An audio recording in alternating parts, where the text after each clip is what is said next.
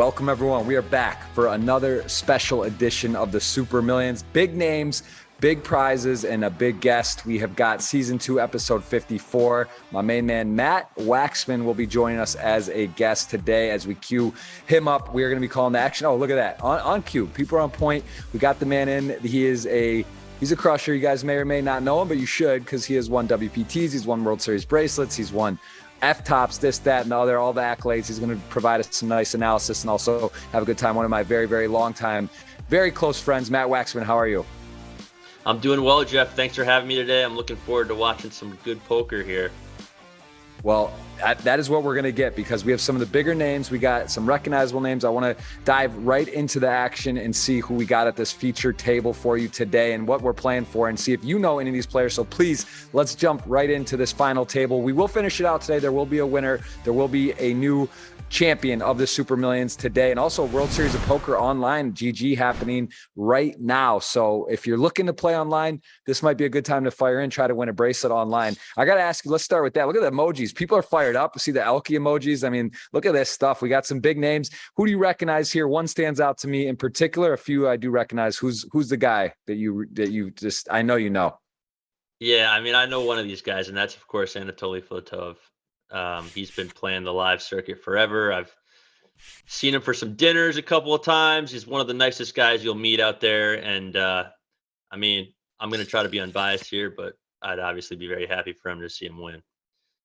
For sure. He's definitely the one I'm most familiar with. Of course, Mario too. You see his name in yellow, friend of GG, and Anatoly Fotov is, as you see in green, a one of the ambassadors and players on GG. But there's Mario, has a professional soccer background and also a very impressive poker player, 2.7 million in GG poker earnings alone, has a resume for the Super Millions. The only winner of the Super Millions, this is season 2, episode 54, ever, has been Anatoly Fotov. One in season 1, one in season 2. So he's trying to get his third. Chris Frank, another well-known player who has had some success in the Super Millions there. Repping Ali, controversial avatar there. 2.2 million in earnings on GG. A bunch of familiar faces, some talented players, and we are going to be, if you're up for it, Matt, if you're up for a snake draft, I love to get the crowd involved. I love to give them a player to play for. I do feel a giveaway today, no matter what. I'm feeling generous. It's Christmas in August, so we're going to do that. But let's start with that. Are you good for red or black to choose for a dinner? I know I owe you a dinner, a birthday dinner as well already. So you have a chance to go up 2-0. Are you up for that? I'm up for it, Jeff. I mean, you know these players a lot better than I do, but you know what? I know how many big blinds they got, and they're all probably pretty good if they're playing in this tournament. So let's put a little action on it.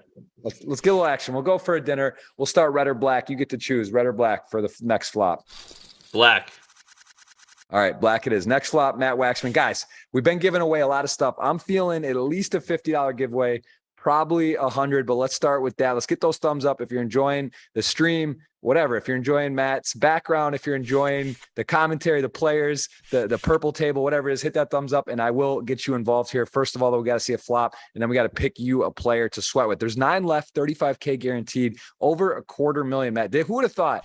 How many years ago have you been playing poker online? No flop here, as you see a walk with deuces for Oliver Weiss in the big blind. Who would have thought you could play a 10K tournament online from the comfort of your own home on a Sunday, play the final table for $250,000? That's what's happening. People are saddling in. People are playing these tournaments. I mean, for you, Matt, when you played online poker, what was the big tournament back in the day? When did you start? 2002, 3, 4 online? Yeah, I mean, the tournaments were a lot smaller buy-ins back when I was starting. I was playing on Full Tilt and Poker Stars mainly. I mean, well, when I really first started, it was Party Poker. That was like the main spot. But like I really got into it a little bit on Full Tilt and Poker Stars, and you know there wouldn't be much over a 1K buy-in. So of course, seeing all this really high stakes action on GG Poker is definitely pretty exciting for the whole entire scene for online poker. Yeah, well said. That is, it's been a big kick. I mean, this is, again, a weekly tournament, usually $250,000 plus going to first in the World Series of Poker starting up. I think we'll see those prize pools juiced up as the Sundays go during the WSOP, which is now underway on GG, of course. And here we go. We see a King Jack suited, pretty standard jamming there with his stack versus that stack. Not much to risk and a very powerful hand. So Mario picks up. We haven't seen a flop 3 hands in a row. We'll try to get to that. And any other I guess I'm trying to see if I recognize personally anyone else. There's not many people I do recognize here, but we are going to see an open and probably a defend off of this stack size. So here we go, red or black, Matt. Let's see what's going to happen. I don't really see another play here. It is red. So I will do the honors. I will pick first, and I will select Mario. He's got chips. He's got game. And that's my first pick. You get 2 now. That's a great pick, Jeff. Thank you. Can I wait to watch this hand play out a little more before I choose? I don't know. I might want one of these guys. It's allowed. Uh, It's allowed. for my second pick, I think we're gonna go with the chips and take the Canadian. How do you pronounce that last name? Diatuel. Sounds like someone from Montreal. Yeah, sounds like a capable, willing, and able player. I'm not sure about his particular resume. We might be able to flash that up, but I believe it's who I think it is. I believe it is a very formidable opponent. So there's one pick. The hand is over. You get the second one now. I think I'm gonna go with Oliver. Oliver Wise. He's repping that Yeah. Austrian flag. I've played some poker with some Austrians, and they're all very, very talented. Well, a lot of the ones that I've played with. So Yeah. all I have to go off here is a nationality, but I feel like between the chips and the flag, he's got to be a good choice. It is a tough flag. I see you dissing my Brazilians. Can I say what's up to my Brazilians out there? Prazer, I like to say I'm half Brazilian. My son is technically half Brazilian. I am married to a Brazilian. I am in Brazil, and I'm going to go with Blue Moon, my man. Blue Moon, I'm feeling that. I think I'm just going to give the audience Blue Moon. Usually I like to give them one of the last picked or the ninth. I'm just going to rep Brazil today super hard since we're in Brazil. And audience, you are sweating. Blue Moon, let's get the 200 thumbs up. And if he were to win, I will give you $100 in ticket tournament dollars on GG Poker. So let's go with that. Blue Moon, you guys got him. I got him. And I get another pick. Anatoly Filatov, of course. On you, Matt. Pick 2. I'm so devastated that I don't get to pick Anatoly, but I knew it was coming. Yeah, I like how this draft is working out. How it went. I kind of got to get the guys I know and who have chips and yeah, I mean, I'm liking my side. It's rigged. It's definitely rigged. All right, I get 2. I mean, I'm just gonna avoid the zombies, and I got no info on these zombies. I don't even know where these flags are from, to be honest with you. But I'm gonna take Bredor and Chris Frank, aka Ali Imsirovic. Yeah, quite an avatar there in the timing. Is that it? Is that 2-2-1, or I get one more? Is that I get either little I get a fourth one, right? You got to take him just for the troll points. Yeah, and then we have a wild card. One guy that's it's a push. All right. Yeah, so I'll take Zombie Chow. I think that's 4 and 4. Is that right? We have 4 and 4. And then Little Zombie, I'm going to throw to the audience as well for a bonus. I'm going to make it juicy. I'm going to give a $500 bonus. No, you know what? I'm feeling so spicy. I'm going to give $1,000 cash bonus because it doesn't feel like it could ever happen until it does. 1,000 out of my pocket if we get to 500 thumbs up. So you better hurry though, because if he's out, I'm not just doing it. I'm not going to leave this. You got to get it quick. We got to hit it now. Don't wait. He might go out. And first of all, Matt, let me ask you: if you're watching this stream, if you don't have something against me, GG, or whatever, what are you doing? Hit the thumbs up. We're having fun. We're doing giveaways. We're having a good time. Let us know where you're watching from. Matt Waxman, Jeff Gross, your host. We're having a good time and catching up as well. And we're seeing some poker. Little Zombie and Blue Moon is on your team. $100 if Blue Moon wins, 1,000 cash if Little Zombie does. I would love to see that. That would just be one of those things you think can happen. But I mean, how many blinds do you have, Matt? You've won tournaments before with 5 blinds. It's not like it can't happen. He might just be an act. He's going to be he might be on the block right away. So this free roll might be over soon. He's not looking good against Brador. I'd have met, but on the bright side, we might get an isolation from our Canadian friend. That's right. Yes. And then all of a sudden he gets a really nice opportunity. Oh, okay. No, he's in trouble. He folds. Wow. Because we do have a 3-bet, so he has to worry about the initial opener, which was Oliver as well. That guy folded 8s. Wow. Wow, he gets it in with the audience high. is looking good. Oh my goodness. We got an LP scratch coming.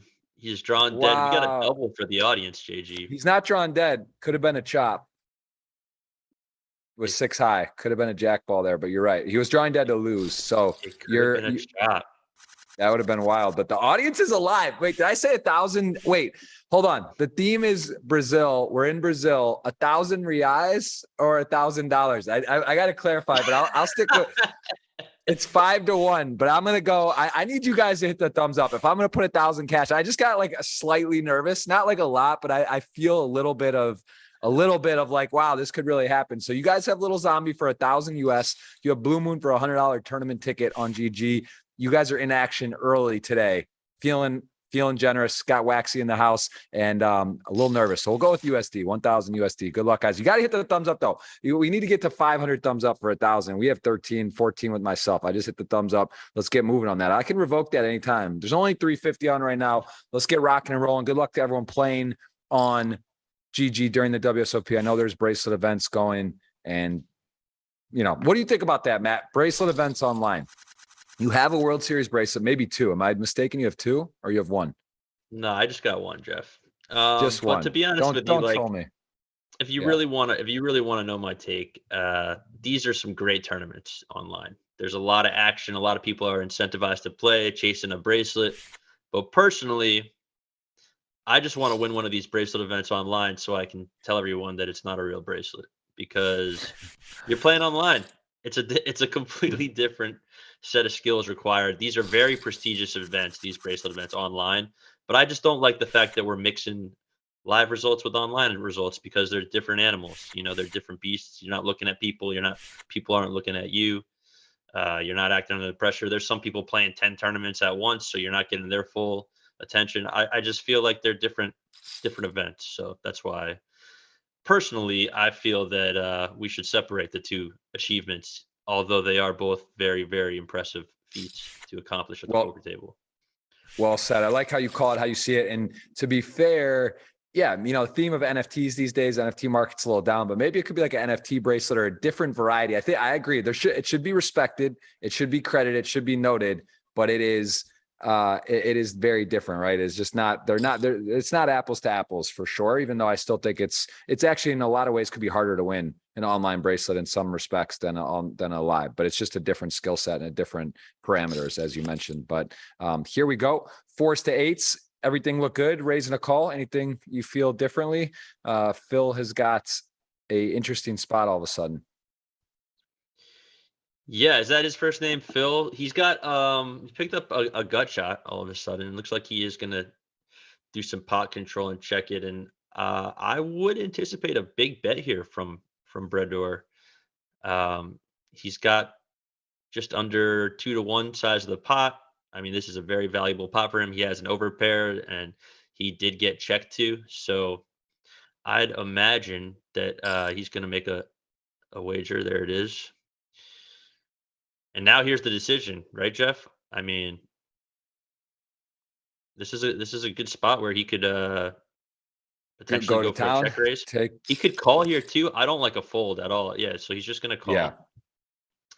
And then, I'd like to see a check fold here. Or no, the river's good chance the river's going to go check here, but you never know. It's going to be very hard for Phil to win this pot. Yeah, there's the check.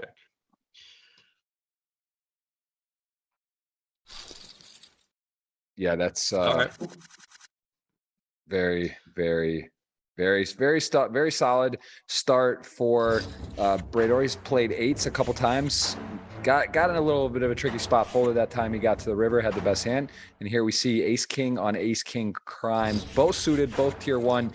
Playing for flushes at this point. Important pot in the hole. If some hearts come in, Waxman, I know. Okay. Oh, he's got a free roll. Okay. That would have been a lot. That would have been a lot to get the sweat. That would have been like a really quick. And I'm not rooting against Little Zombie, but I just, I just don't want to see him like become the chip leader all of a sudden 8-handed. I feel okay if he's in, but he's still kind of short. But 430s, that's he's got 13 blinds, Matt. That is different than 5. So he is in motion. What do you consider at a final table, Matt, in terms of ICM and going for a win? Do you wake up some days when you make a final table and you're like, you know what, I want to,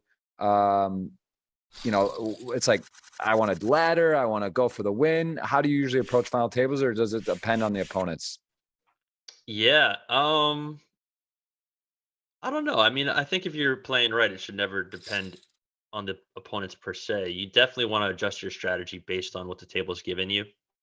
Um, but I don't know. Sometimes if you're at a table with a bunch of really, really tough opponents that you know are going to be making those great decisions, it might almost be advantageous for you to just be super aggressive, just to put them into some uncomfortable situations, right? Because you know they're going to be playing ICM pretty well, and it's going to be hard for you to ladder that well. So you always want to take what the table is giving you. But like as far as me personally, I definitely feel myself becoming more of the ICM guy as I get older. I know when I was younger, I was just like, I don't care about the money. I want to win the title. And I was just out there firing. Um, but Yeah. yeah, Well, you I also don't know. you've checked off some big items. You got the bracelet, you got the World Series bracelet. I'm the opposite. When I was younger, you've known me since my whole poker. I was really ICM trying to lock up the money, and now all I want is the hardware. That's literally I'm just like let's go for it, and I need to win. So it is funny, right? Mindset determines a lot at a final table, and sometimes it's nice to go out earlier but have a chance to win, or also getting second or thirds keep you in business. So it's tricky, but that's why it's fun. People have different strategies and different approaches. And here we are going to see a unfortunate card for our Brazilian friend who has top pair, but Tool has taken the nuts with a 100% check mark on this particular hand. So we want a Jack of Diamonds River. Is that what we're hoping for, Jeff, or Jack of Clubs? Which one? Oh wait, he's got the Jack of Uh, Clubs, Jack of Hearts. no, we want to see the bet fold, somehow miraculous play from the Brazilian, and the sizing is big. This is good, right? This is a nice sizing by him because he unblocks the pairs. He decides, you know what, if my opponent does have a jack or a nine, it's going to be hard for them to fold. And Blue Moon, doesn't love this, right? He knows he could be in big trouble and hard to get away at this juncture, though. But let's see, man. Could Brazil? Oh, Great fold Blue from our Moon! Brazilian. Vamos, I mean, Genchi. Let's go. he has Come way on. too many. He has way too many chips in that situation, Jeff. If he has to call there, then he's gonna have. He knows no matter what comes up, he's gonna have a terrible spot on the river. He's out of position, and he's just sacrificing so much because, as you could see, he's what, fourth in chips right now. So that's a very good fold. It looks like our guy Blue Moon does have some game, as expected for all these players at this table playing a 10K buy-in on GG. Yeah. We say that, but at the same time, right? Phil does have a handful of bluffs there. Ace, queen, ace, king off with the spade, whatever. Could just be shelling other various hands that are not winning. But, when you're right and you make a great fold, it feels good. If you're wrong, it's tough. But either way, like you said, that would have been a tough spot to be on the river facing more ammo, more shells. And that would have been the case, obviously, with the nuts for that tool. And as it plays, though, Anatoly with quite a flop here. Wow, almost a It's a royal. decent Flops the nuts. decent flop for Anatoly. Mm-hmm. Man, I wish we did like something where neither one of us could have picked Anatoly on our team, because like I don't want to root against the guy. Obviously, I'll buy you dinner if he can win. Whatever, I don't care. That's what I was thinking about. You saw he had a blocker to the nuts, maybe thinking this is Anatoly could be light there, might be a good spot to raise, but good timing not to, because he would have gone right into it. And again, Anatoly getting over 1 million chips. He is going to open it up, and Blue Moon with nothing to play back at will be in the blinds, likely going to go betting a call, but let's see what Brador comes up with.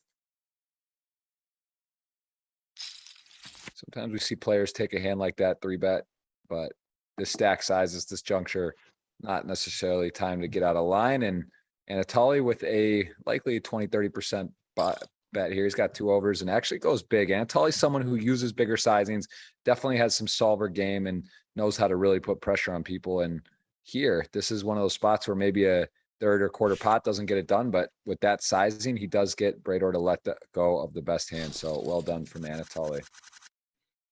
Using the power of position well, which is the theme of most poker variations. Yes. Yes, it is. And Lim Zombie. Let's see. Might get a feel for his game. Is he looking to ladder? Is he looking to go for it? This would be an okay spot, as we see no aces or jacks gone. He would be in a pure flip with a little bit of the worst of it, but he is looking. Mario also could be opening fairly wide, right? He's got Yeah, a lot of chips. I think you got to go for this. Mario's our chip leader. You got to assume he's opening quite liberally. You are the bottom of the totem pole right now as our short stack. You have 12 big blinds, Limzabi. You could even potentially get a fold here for some of Mario's range. So I'm definitely expecting an all in from him here. Well, Wow. call call works, I guess. I mean, he's good chance he's still in the tournament now because of it. If you're Mario too, you gotta have some alarm bells, right? This looks pretty strong from Lim Zombie. If he's That's flatting interesting. it, yeah. Yeah. Wow, he might get a free one. If I think Lim is, let's see if he could maybe somehow, okay. And if you're Mario, this is sort of a alarming board, right? You don't, your opponent probably shoving low pairs. So now he has to have like ace jack, you block ace 10 suited or ace 10. Wouldn't think there's many flats on this stack, but this is very interesting hand off these stacked ups. But talk about a perfect turn card, which Zombie could be bluffing with that king, but he chooses to take the more cautious route and check it back. And I think Mario has to be feeling pretty confident about his hand at this point. Because you'd imagine that Zombie would be betting a queen on the flop or a king on the turn. Right? And if he is trapping with like aces, he's not checking two, is he? No, and actually gets a blocker value bet on the river. We see a lot of that these days, some small sizings and interesting spots, and everyone a little confused. But you know what? I'll tell you what, Zombie's got 9 blinds still instead of He's being in still a in the flip tournament. getting called. So, Yeah, I mean, I would have been busted if I were him. So props to him. yeah, maybe he heard me about the $1,000 free roll to the audience if he can come back and win. Didn't want to put it on the line just yet. So you guys, I need you to hit that thumbs up though if we're gonna activate that $1,000 giveaway opportunity. Blue Moon, you guys got $100 tournament ticket on GG though. If he can win it, giveaway and 1,000 in play. And here we go, Zombie Chow. Look at that, 7-8, putting some pressure on. Well played, and Not having it.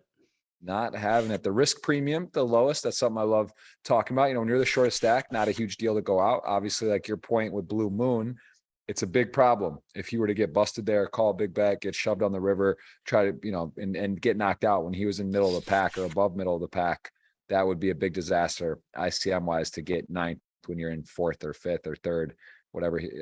I think he was in what, third or fourth? I think fourth place at Who? the time. So the hand with Blue Moon, I'm saying that hand where he made the nice fold. If he calls big Oh bet yeah. turn and then gets like shoved on or has to make a huge call, like all of a sudden he's in fourth, which we see is worth 122K if he would go out in that versus 35. I mean, that'd be a big blunder to be wrong and go out when you're in that spot. You definitely you got to tread cautiously when you're one of the big stacks against another big stack. That's why I actually like that last open with the king 7 suited from Phil, the Canadian. But then you saw Zombie Chow 3-bet Jack Deuce off. He says, you know what? He's going to be putting some pressure on Oliver. He knows Oliver can't mess with him, so I'm just going to take this spot as a re-steal. And he just won a nice one with Jack Deuce offsuit out of the small blind. Yeah, we are gonna have to note that Zombie Chow just made 2 really aggressive plays and good timing, and that is, gotta say, he is my early pick for plays of the day. I mean, just really creative and not just like you might say, oh, what about the blockers or it's not the right hand, but he's just recognizing spots, positions, and he is, you know, he's willing to go for it. That's for sure. And here we go. Ace queen, ace 10 off, 3 bets, but pretty quick fold, takes ace 10 off and just wants to check the temperature and then fold. So a Austria on Austria crime, at least from the location of the registrations of the players. And we are off and running on some hands get dealt here. Ace 10, sixes, ace queen, and 9. So we will likely see a decent pot here. I mean, if Zombie Chow is playing Jack Deuce off and 7-8 off aggressive with a min raise and a call, like likely this is going to be all of it. I mean, that would be my guess, but nothing would surprise me. With the early open and a flat right behind, I don't mind an overcall here from Zombie as well. But this is just such a great spot to pick up a lot of chips with a very good hand in Ace Queen, and I think we might even get a fold out of Mario if he does indeed. There it is, raise it up, and I mean, I think he's just going to win this pot. Yeah, snap Zo- fold and wow. Zombie Chow off running. Can we make a trade? I kind of want this guy on my team. You want to do a trade by any chance? I'm good. He's my player. He's the player of the day so far. Pretty much just clearly making moves, and I'm happy to have him. So let's see if he can keep it up. Over 1 million joins Anatoly Filatov, and here we go. Queen Jack suited, Ace Jack off. This is a board that may favor Anatoly with more 2-pair combinations, like some 6-7 and draws. And if you're Ace Jack off, you got the Ace of Clubs, and you're feeling, you're feeling mild about this. You also have the over pairs. So let's see what he goes with. If he wants to keep control of the hand, he does exercise about a 30%, 25% pot, little, what, 30%? Yeah, it's looking around 30% of the pot, which is a pretty reasonable sizing.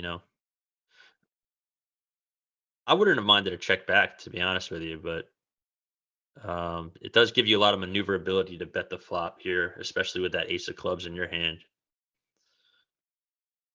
You could Yeah, so potentially even. Anatoly, thinking about this one, he's got some good turns, 9, 10, spades, queen or jack could be good in his mind. He might force some folds, and he's a creative player. And that's one of the problems, right, Matt, when you think about c-betting, you got to think who you're messing with. And Anatoly's not afraid. So you got some pressure here now. Yeah, I mean this flop usually does better serve somebody defending from the big blind with their range than the opener. Um, so I don't really mind this check raise by Anatoly one bit. I think it's a pretty well timed aggression, and he's going to win that pot. So well done, buddy. Take it down. Yeah. To your point, I don't like the c-bet if he's not going to call the raise, right? Like if you got the ace jack, there's a capable player. It's a draw heavy board. You could also get creative if a club comes, or at least you can imagine your opponent's not going to show too much aggression towards you at that point if you somehow are behind or may even give up. So yeah, I'm not a fan of that because of that, but I also understand where he's at. And this is little zombie on the line here, guys, for 487,000, dominated. Everyone is saying just one time they want to see people out. There's a jack, not enough though. Needs a queen, or he is going to be out, and the $1,000 free roll is gonna be gone. So guys, it was fun, but you still got Blue Moon. Don't panic. And I'm feeling generous anyway. I think I'm going to give a giveaway no matter what today, but let's get those thumbs up to at least 200. And little zombie out the door. GG Poker winnings up though.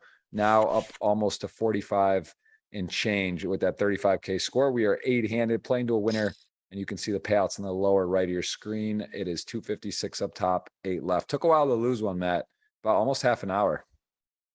Yeah, I was kind of hopeful that after dodging that ace jack earlier, he might be able to find the ladder, but unfortunately, he had a pretty good hand to go with, and we're down to 8.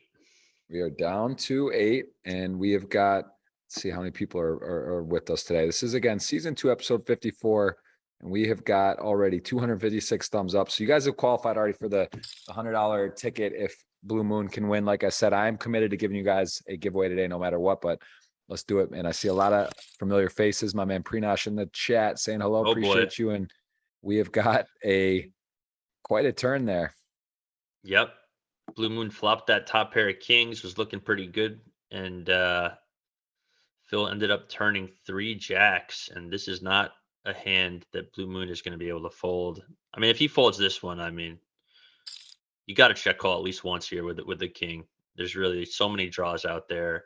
The guy's range is so wide, blind versus blind. Like, sure, he does have a lot of jacks when he just calls, but like I don't see him finding a fold for one bet here. And that's actually going to be a good river card for him because he has no clubs, and he could potentially fold to a big bet here now. And he might even scare Phil from betting that much, but yeah, you got to imagine Phil's going to bet. Sizing's so important in tournament poker and all of poker, really, and to understand where you're at, what your opponent likely has, what you are perceived to have, and see if he goes for a big sizing or if he is going to go for moderate. So I'd say that's chunky, 300,000 into 421. So, About 70% of the pot right there, I'd say. And Yeah. I mean, that's actually a great number, because if I'm in Blue Moon shoes right now, I'm thinking like, all right, well, it's going to be about 30% of my remaining chips. I'm getting a decent price here. I do have top pair. There's plenty of straights that all missed, even though he does have that nine. Um, I wonder. I mean, you could probably deduce that he doesn't have a better king than you, you know. So it's either like a jack or a flush or a missed straight draw. But yeah, he's gonna find a real good fold. And Jeff, I'm liking the Brazilian pick. I'm liking the chat's chances. I mean, he's made some pretty good laydowns. Let's see if the deck can help him out a little bit, and he can Yeah. Well, start this some tips. Yeah, this could be a start. Ace Jack, though, although it is a raise and a call, and you got the small blind with Ace Jack off. This is interesting. If it is going to be, I mean, this is one of those spots to call with the Ace Jack off. Can't blame him, but you are kind of dominated sometimes. It's tricky, and we're going to see a four-way pot with some connectivity. Ace Jack, Ace Queen come in the most clear. King 7 suited is got a pair, although four-way not going to feel super strong. At the same time, he does have the lead in the hand with the opener and got flatted. But Ace Queen with the Queen of Hearts now. What does Blue Moon do? Four-way here.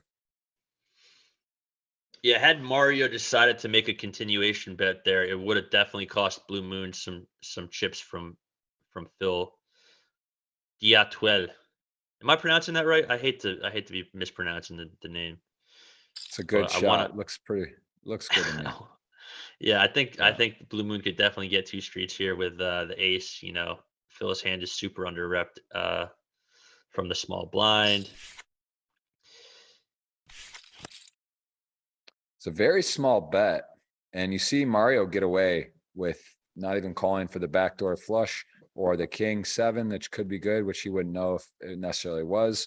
So that's part of the big reason he folds for that price. It was very small.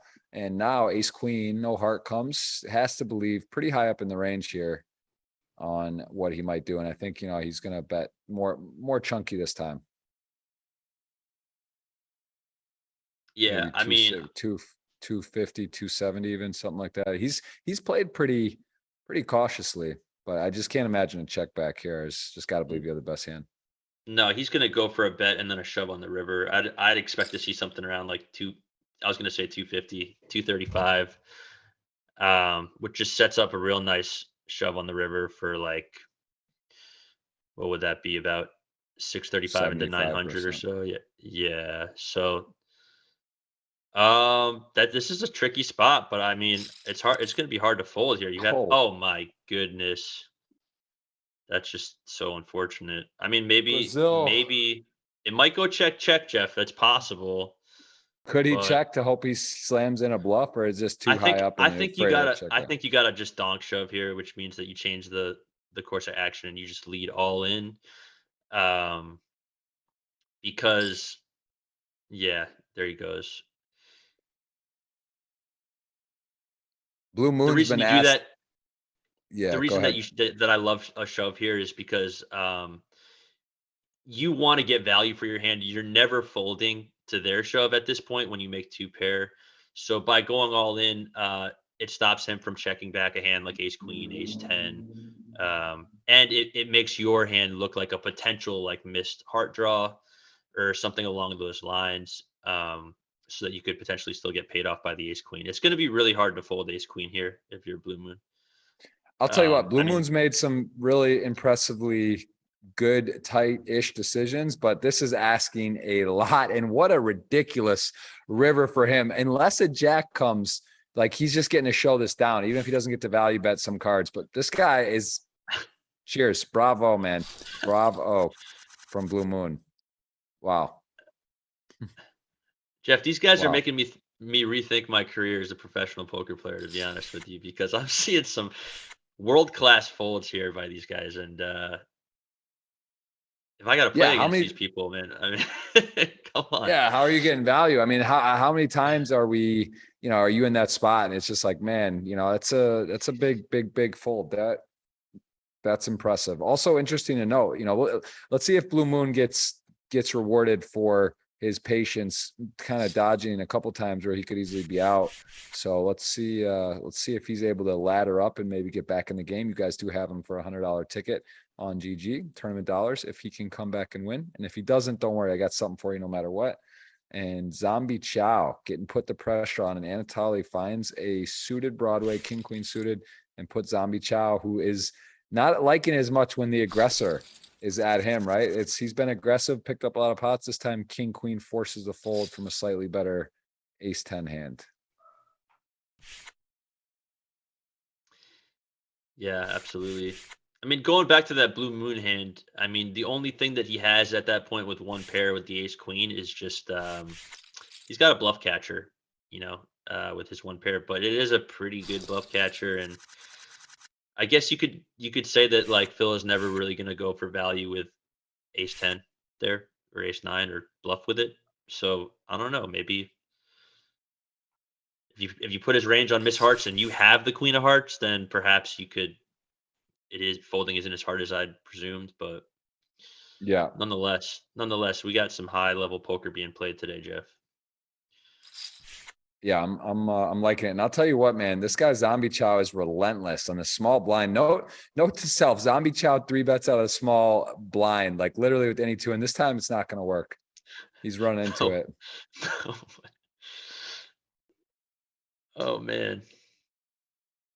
Yeah, off the stack size, this is just going to be a jam. It's not one you're trapping. Ace queen's vulnerable. It's high up. And if somehow you run into it, you are still got your 2 million chips and you are in second. So I don't see a path out. Although Zombie, it's amazing. He just never gets a hand either, right? Like this is usually you make a couple light ones and then you just wake up with it. But no, he's just 3 for 3, stone cold air. And Datwell is, maybe he's thinking, is this a good spot? I've seen some big ace queen folds, but this is definitely not the time for it. And we do see him rip it in a fast fold from Zombie Chow. It's actually amazing. He's playing 22% of hands. You see that little number there for the sort of the HUD, right? That GG provides naturally. So like the fact that he's been so aggressive with such terrible hands that he's added 22 is, and credit to him. He's realizing, right? Hey, I'm not getting dealt in. I've been quiet and I got to make something happen. Let me use my image a little bit. And just didn't work out that time. And you wonder if he's got a little bit of a leveling game going, like he did just 3-bet that literally last orbit with the jack deuce. He's like, all right, well, if I 3-bet him again, he's got to, maybe he thinks that I think that he's fed up with it. And this is going to, there's no way I would do this again light. But I mean, ace queen is just too good. And when this guy's going ham, you just got to put the money in there when you're the chip leader. Yes, agreed. I gotta say, Jeff, I'm loving this GG software. I mean, I don't get to play GG because I'm in the States and I haven't really been playing online poker lately. But you got, like you said, that percentage for the VPIP and all these like graphics are really, really fun. It looks like everything's running really clean. Looks great. This is really exciting. Yeah, no, well, I agree. And, it's no surprise they have the biggest guarantees. It's nice they partner with WSOP for online providing the bracelets, which again, whether you think it should count or not, or if there's an asterisk, it does count, and it is going on right now. So yeah, hopefully maybe Waxman, you may have to take a trip, man, come down to Brazil, play GG, get set up if you're not currently, because people might ask, oh, you can't play in the US if you're American. That is true, but there are a lot of Americans that have second addresses that are set up properly and get done like myself. I mean, I think it was Black Friday now. It's so long ago. Was it 2011, April 15th? So it's over 10 years ago. Remember, I got set up outside of the country and I've maintained that. And so now I'm in Brazil. I might even throw up a Twitch stream and get a little wipe the cobwebs off and fire. Cause it's WSOP and I'm in a country that you can play. When's the last time you played online for real money? Did you have it set up or no? Not been a while. Well, I mean, I feel like I've played like maybe a tournament or two here in the States on like something like ACR or something, but I can't tell you the last time I played on, one of the big sites like this. I have been mostly just playing live poker lately. Yeah. If you guys aren't familiar with Matt Waxman, check him out. Just send a Google search. You can check his Henan Maba. He's a humble man, but he has got a lot of scores, including a WPT title. for what was that, Paris, for some large amount, 700 or 800. I know your bracelet. You've won a lot of stuff online in your career, and definitely knows his way around Hold'em. What do you think about the state of poker? I mean, you've been playing said live. It seems like the guarantees are up. The live events, I know they just had it at the Hard Rock, another series, beautiful new casino, 1.5 billion in your backyard. Like, what are your thoughts on live poker and how the health of it is? I mean, I'll gladly plug the Hard Rock here. They've been getting the best tournaments in the country for sure. I can't really compare them to Europe or anywhere else because I haven't been playing there. But Hollywood, Florida Hard Rock, man, they've been doing it. They've been getting some really, really big guarantees. They're running their tournaments really well. The reg's real quick. You got a real big grand ballroom that everybody's playing in, and it's been really nice to have that as my home casino because it's only like a 10-15 minute drive away from me, and you get to play some really good tournaments. But Yeah, as far absolutely. as the state of poker in general, Jeff, I mean, it's just been crazy. You've been seeing all these people playing these huge prize pools, lots of people. Um, and to be honest with you, like it's amazing how good everyone's getting at poker. Like I know when we were playing like a lot about 10 years ago, you'd see a few pretty simple mistakes being made, and now like the guy that's just here playing for fun like has a shove chart up and he like knows how to knows how many, like, what his range for calling 20 big blinds is and stuff like that. And it's just really, really interesting to be a part of the game for so long and watch it evolve into what it's become. So I'm excited to see where it goes in the future. Yeah, I agree with that. I also would say, at the same token, the let's just take that Hard Rock WPT. I think it got over 2,000 entrants. The record was like 1,500. It was 2,200 after COVID. I remember playing in it, like couldn't get in until day 1B in late reg, and they beat it by like 25%. The glass was up. Everyone had to wear masks, right? So like there's a lot of new people coming into poker. So at the same time, people are getting much better, but there's also a lot of brand new people playing. And I think the overall health is very, very, very good of the game. And yes, there's some great players, but also the formats, right? Mystery bounties, progressive knockouts, turbos, add ante to PLO, like 5-card poker is becoming so popular in South Florida. Like there's just, I always say this, people talk about solvers or is a game dying or is there some RTA or whatever? Yeah. Okay. But poker used to be 7-card stud. It used to be only Nolan and Hold'em. Now there's 3-card or pineapple or 4-card or 6+, short deck, whatever you want to call it. Like there's always, people love games of skill and chance mixed together, and poker kind of gives you that, right? Whatever format you're playing, there's ways to kind of change the game or make the odds different, or the skill and luck factor. How do you blend it? So I just think that poker's not going anywhere. It just maybe won't be no limit Hold'em in 10 years. That is the main game, or only, primary game. That's how I feel about Poker's it. not going anywhere, Jeff, and neither is our Ukrainian friend Brador, who flopped top pair with ace queen and zombie chow. The table maniac has flopped the nuts. Jack 10 suited, so he might get a double here. And Yeah, I mean, notice the snap folds in play. The guy flops the nuts. He has no idea how to react. He's like, I finally have a hand. How do you play actually making a hand? I always bluff and make crazy plays with 6 deuce off, but now I have it. And he is milking the Brador. And you can't, I mean, look at ace queen flops, queen 8-9, nothing you can do. And this oh, is actually oh absurd. my, oh my, he just hit the full house, the unfoldable full house here. Oh, and it instantly goes check, check. So Zombie's still in. He's still alive, but he's got his back against the ropes, so to speak. What do you think about that check there? Is that a spot where you do want to let your opponent bluff because of, or is that would be a similar spot where you don't want to let your opponent check back a hand like jacks or something? Yeah, well, he's not going to bet the turn with jacks, I don't think, or the flop. He's not going to bet 2 with jacks, and I think the reason Britter is checking is because you want to keep all of his bluffs in, and there's an easy chance he could have like kings, which he's going to shove all in on you. Um, so yeah, I do think that is a good check there from Brador with the nines full of queens, because you're not getting called by worse, and you want to let him potentially bluff.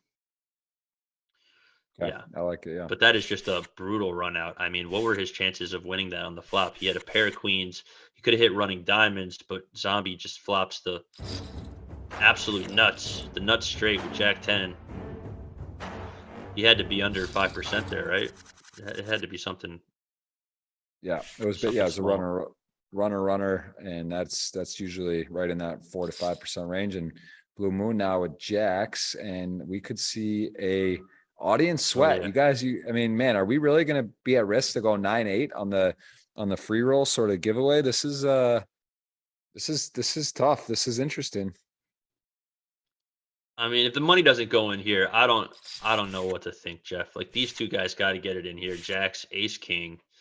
They've had a plenty of history so far, like up until this point. Like No, I mean, this is in. This is just in. And I mean, this is Blue Moon though, realizing off his stack in this situation, it is a chip leader, but likely he's hoping for 10s or 9s or something, but realistically, he realizes the news. And we are playing a million chip pot. You guys are rooting for the Brazilian at home, but I'll see if we can stay in it for the free roll. 1.1 million, Jack's ace king, and so far so good. Can he fade the turn? 76% on the river now. 13, what's that, 14 roughly percent. It is all clean, right. clean, clean. Brazil is back, baby. Vamos, gente. Prazer to all my Brazilians out there. You know what's up. It's time. It is time. And he is steaming. He's still got 2.8 chip lead, man. The emojis are real. D-Negs I in the love these house. reactions. They're so much fun.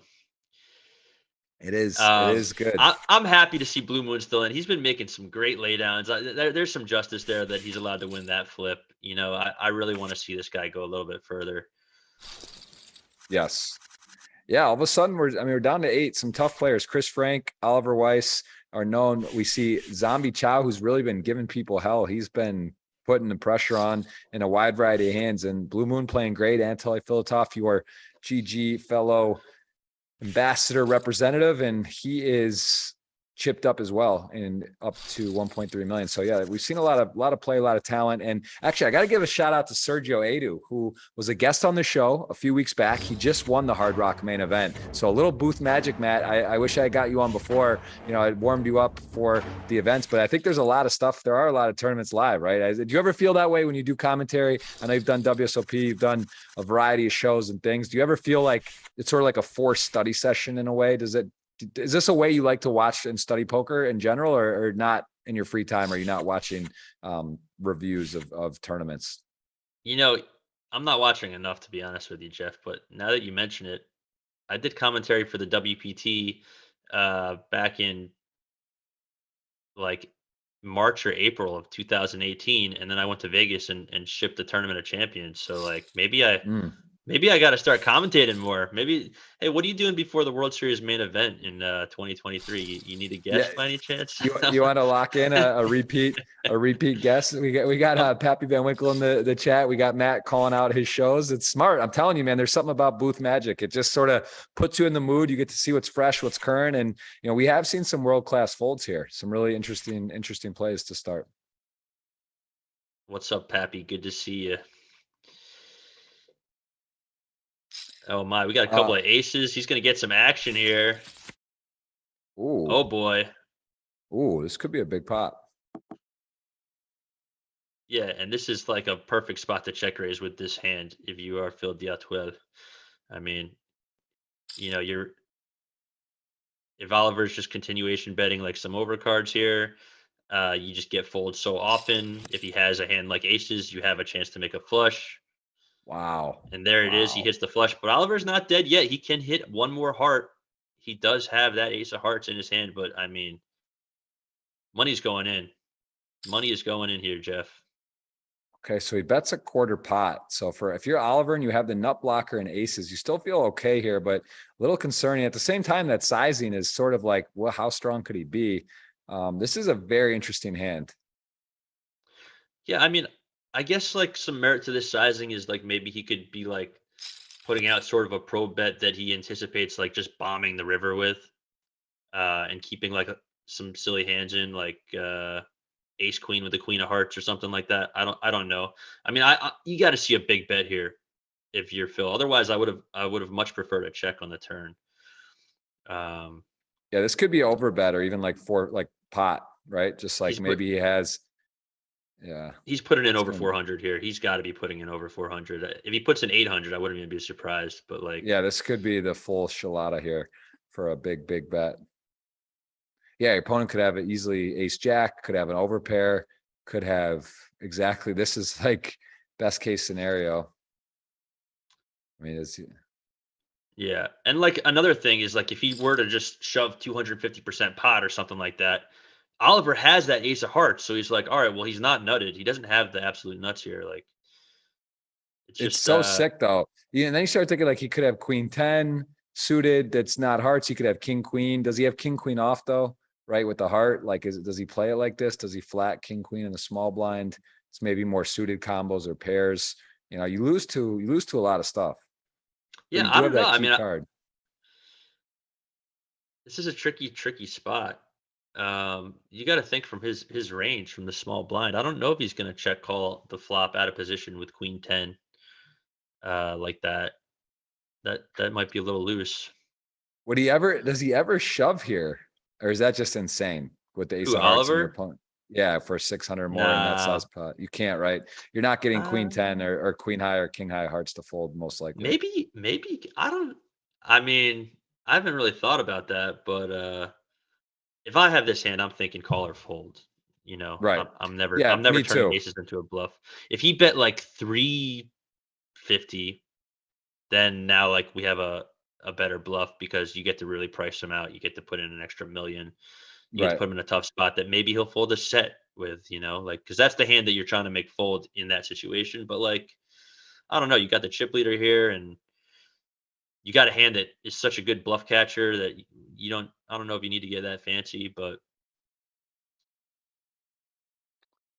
I'm Yeah. not sure, I Jeff. mean, really sick hand. This is definitely the hand of the day so far. Very, very interesting and a lot of chips on the line and everyone waiting. You see that chess clock, 11 minutes, 10 seconds now. So everyone gets 15 minutes at the final table and most players have most of their time. This is definitely taking a while. We see Doatwell, if I'm pronouncing wrong, down under 10 minutes, but everyone's got some time and Oliver, rightfully so, is weighing his options.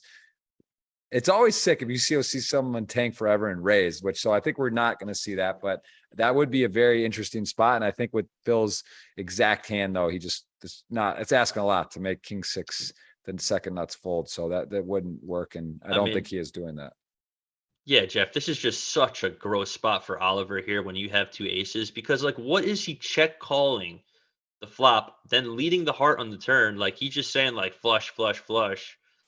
But like, what is he bluffing with here? Like, what hands is he bluffing with? Does he ever have like black queens and he's just like taking no? Because then he bets 700 on the river, so he's never doing that with like black queens unless he decides to like value bet them on the Right, turn and bluff them on the river. Like, so like you got to just your head's got to be completely scrambled here, thinking like, what does this guy have? Like, it has to be a flush or nothing. But what is the nothing? Like, what is it? What could it right. possibly be? Also, what does he do with like how many is there some flush draws, some suited hearts that he's check raising the flop with? Like we said, he could have check raised this hand. So that's also part of the equation. Does he think that he would play a flush like this, like a big flush draw? So this is a fascinating hand. I'm really not sure. The more I think about it, I think he may, I don't know. I mean, man, I And then really don't when you know. have that ace of hearts, though, like when you have the ace of hearts and now you're seeing this river over bet, you might almost feel like, all right, well, maybe there is a bluff, but what is the bluff? Like, is it king, queen with the king of hearts? Is that a bluff? Right. Like, like, I mean, this is just such a gross spot. Wow. He's gonna make a great fold there and save some chips. Bravo. Bravo. Oh, well done. Some fold has been a It, theme. Correct folds today have been a real theme, and it's a function of 8 left, Matt. We are about an hour into the show. We've lost one player, and really only Zombie Chow that is, sub 10 blind, like 10 blinds basically. So everyone, there's plenty of plays still. This has definitely been some great plays thus far. We do see a look. There is Lil Zombie, who is actually the only player removed, 9th place, and then of course the Chow man, Zombie Chow is in there off about 9 blinds currently. So yeah, there's the aces getting passed around. Slide it to the left. No action for Mario in 2nd place currently. Former professional soccer player. I want to say he was like in Switzerland or something on like a goalie, but I might be butchering that and apologize. I know in the World Cup of Vegas, in Vegas this year, hosted by Tim Adams, of course, such a fun tournament where all the poker players play some soccer. That Austria had like a some sort of semi-pro monster player, and I'm wondering if that was indeed Mario. He looks very familiar to me when I look him up. And Austria did, of course, win that thing last year, so they had quite the squad. We lost them. We lost the zombies. GG. G 8th place is awarded, and just like that, we are under an hour in. We've lost 2 players, and yeah, making some notes here. There's been some interesting hands. I think if you guys want to catch the highlights with Matt Waxman and myself every week, the following Monday. So the next Monday, we'll have put about a 20-minute video of the highlight hands, which goes on my YouTube channel. And then, of course, you can always watch the replay here on GG. So welcome you to do that. And here we see top set for Oliver versus Anatoly, who plays it coy, just calls. And good thing he did, because he is going to, well, I should say get away, but you never know, man. He's also knows he's high up in his range versus button here. So he does go ahead and continue. Can't blame him, although he is drawing very thin. He did have backdoor straights and picks up one of those. There was either a running queen king or a running deuce 4, and he has got a part of that equation and may cost him a few more chips here, Matt. Yeah, I certainly don't mind a check call from Anatoly there with the ace 10 of diamonds. His hand is like extremely under repped. Oliver has to assume he's defending super wide. He has ace high, could be good. Hitting the ace could be good. He could hit running Broadway cards, running diamonds, running wheel draw. So I certainly don't mind him check calling one on the flop. I think it's going to be really hard for him to check call a river bet here, but who knows? Yeah, the clubs do run off the running clubs. Oliver does have a club. He also has top set. He loses to some straights and some flushes now, but still pretty high up in the range. And let's see what he is going to do here with 356 in the middle, and Oliver has the check mark. Over under 260, Jeff, for the bet. Ooh, what a line. I would have said under, but then I was looking at the board, and it's one of those spots where you're just going to kind of get called. You're not really going to get raised, and then you're not looking to induce. So yeah, I guess that seems right, spot on. Nice sizing, and of course Anatoly does not have much here, but not a snap fold nonetheless.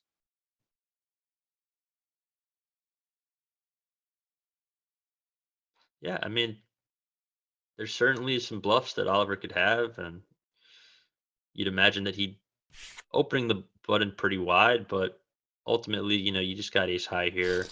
You don't think he's just going to fire away 260 like with such a big money ladder situation. And especially after you check back the turn, like your hand is starting to look a little bit more bluffy now, and each of them know that. So, Right. It's a pretty easy fold. It did go check on the turn, right? Or did I not see No, that he right? bet, right? He bet. He had top set. He bet turn.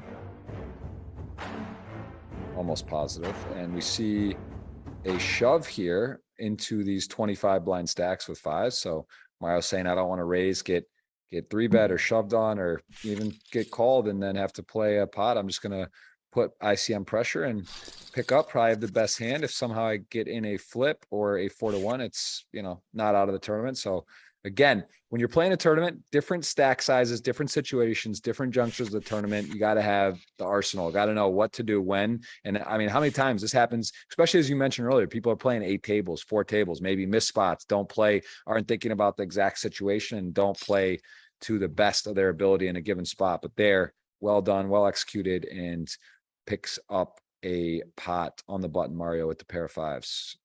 Yeah, 5s is a very pure shove there. I mean, you're going to have the best hand so frequently. And, these guys got like 25 bigs. You don't want to raise and then have to get into like some big flip against like ace 10 suited. King jack suited, just king queen. Yeah, like any of those hands. So you want to just take the pot down now. You want to put the pressure on them.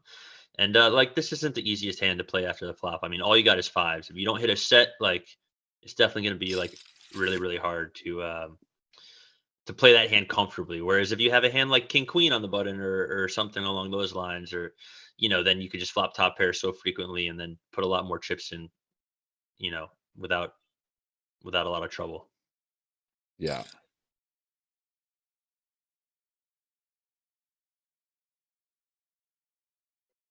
What happened? Was this a limp blind versus blind here for Blue Moon? I'd No, so this imagine if you was got the no, it was a limp and a raise from Phil with the deuce nine off. So, Blue Moon, I wasn't sure what he was going to do there, if he was going to spring a trap or just kind of rip it. But that was, he showing he likes to play post flop, likes to play careful. And he's been right most of the time, although he did get kind of exploited or taken advantage of there where he could have maybe just ripped it or re-raised it and would have taken it down. But either way, Blue Moon's still in, has king, queen suited. Definitely likes to play post flop.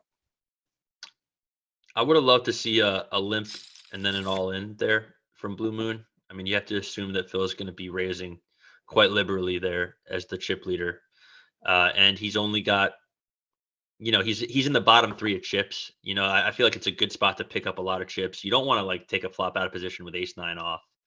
I would have really liked to see an all in there from him. But yeah, as you can see, like he's Diat12 is just using his big chip stack and his position to take advantage of Blue Moon in a blind versus blind play like that.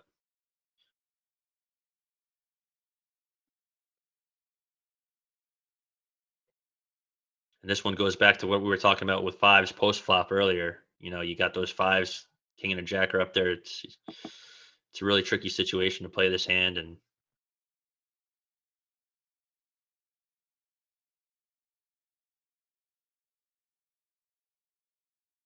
Yeah. I mean, interesting. Oliver takes a shot there on that board where he gets flatted by Blue Moon and multi-way, but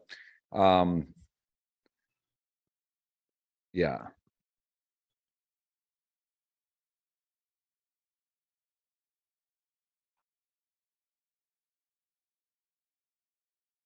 I mean, this has got to go check, check, right? Like, there's no other way unless Oliver decides to bluff here. I wonder, do you think the ace is a good card for bluffing, Jeff? Or I don't think so. Yeah. And then Blue Moon will be happy to just win this pot with second pair. And just like that, he should be back over $1 million. Blue Moon playing street poker, getting in there, getting post flop and making good decisions. So yeah, Blue Moon is your hero today remaining. You did have a chance at $1,000 giveaway. It was ambitious, but we did get a little shot of life from the man in the back, but couldn't get it done. And currently Blue Moon, you got to root for. If you are an audience member at home, we are in Brazil. I am in Brazil, and we see the Blue Moon repping Brazil. So it is anyone's game still. Chris Frank hanging tough, has 736K with the big blind posted. And, Brador been playing solid too. He's had a couple of pairs. Chris Frank showing I wanted to play. I couldn't, but he folds, and we are going to see the next hand here, man. Some nice hands going around. Aces, some ace king suiteds. In this particular pot, we see a suited a6 for the chip leader. So let's see if he decides to get aggressive versus Anatoly.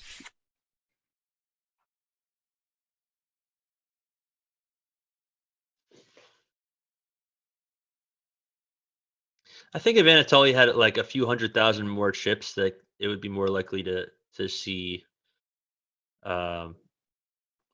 Phil put some pressure on him with his ace-6 suited, and he still could, but yeah, I think calling plays a lot better in this situation.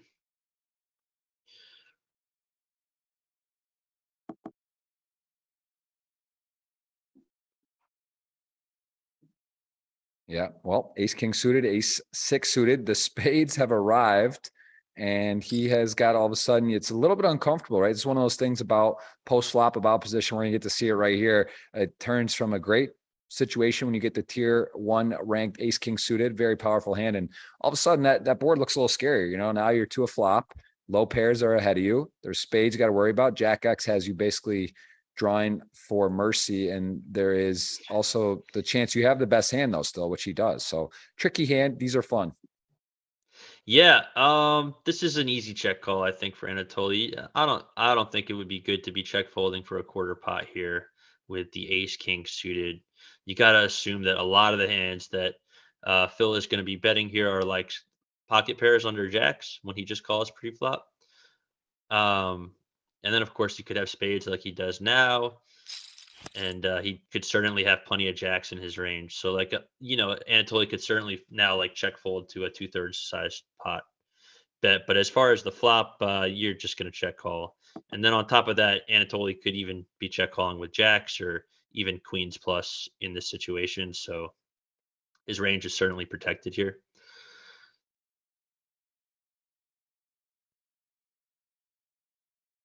But now you got to ask yourself, what does Phil do? I mean, I think you have to apply extra pressure, right? Or no, he's going to check it back. And that's because he knows he's hitting the nuts on the river. Well, the nut flush, at least. Yeah. This board's gotten pretty ugly for Anatoly. I mean, even there's just not much things he's beating, even like kind of low pairs, which could flat that are somehow still the best hand. So Anatoly, now does he want to try to bluff at this, or could he just say, you know what, maybe he's got ace queen. Maybe there's some hands that I do beat. That 10 is an ugly card though of spades nonetheless, which is a crusher for him. So let's see what he goes with here. I can tell you that if Anatoly checks, he's very likely just going to find an easy fold to a bet. However, it would be interesting to see if he decides to bluff here. If he decides to put Phil on a hand such as like sevens or nines, and go for a bluff here. But with that 10 of spades on the river, it's just not a good time to choose to bluff, It's because also with the check back though on the turn. Like I think that's what he's kind of Anatoly weighing. How likely is it that he has spades? The board's paired, and he does go for a big sizing. And with the board pair, I mean, Phil's just he loves making this. I don't know if there's and then obviously an easy call, and maybe just debating if he wants to raise here, right? He's thinking, do I raise? Which could definitely be, of course, an option with the nut flush.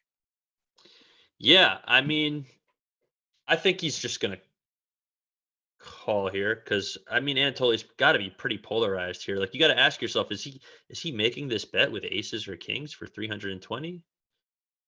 I feel like he would size it a little bit smaller than that.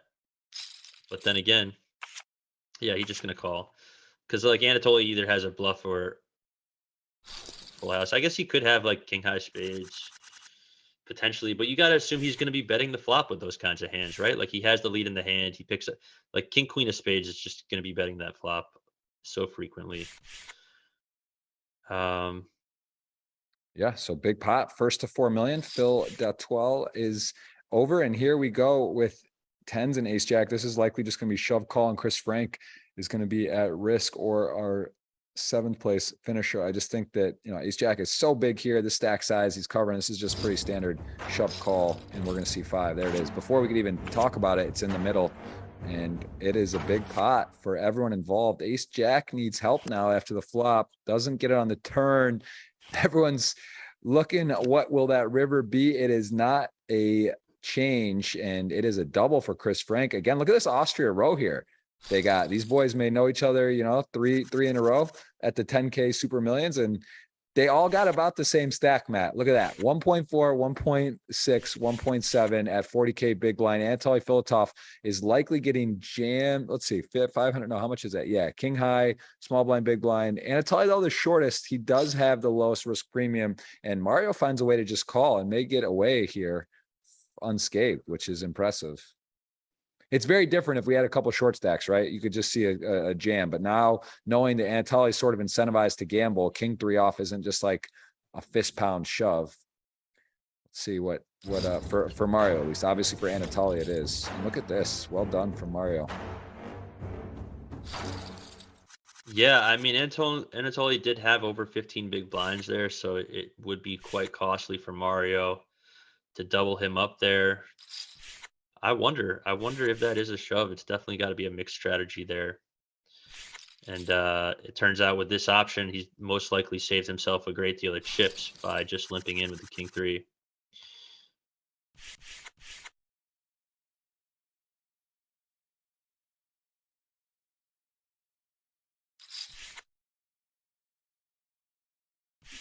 Yeah, king queen suited again. We probably get a defend here, right? Out of our Canadian friend. He does have a king. It is one big blind to call, and he is going to outflop Mario with bottom pair of threes.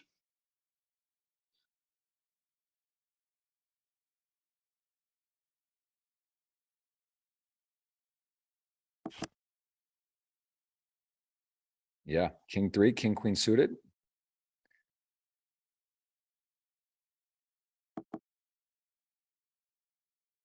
Looks like he checks again. I wonder if Mario's going to go for a delayed C bet. Maybe you could target some ace highs and try to get a fold out of those.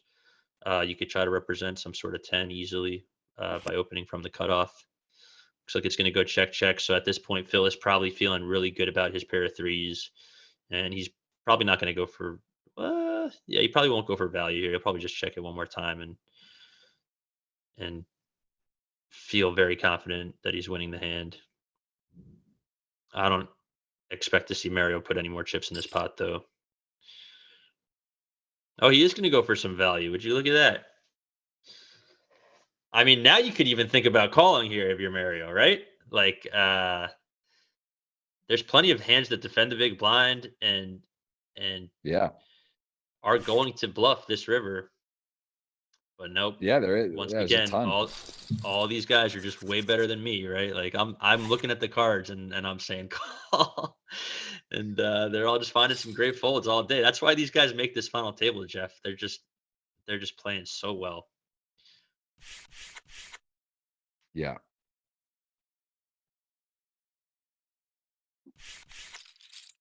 I feel like if I'm sitting there with like a jack nine, queen high, some sort of hand like that, it goes check, check, check all the way down in the river. I might try to fire something in there, get the guy to fold ace high or king high in this situation.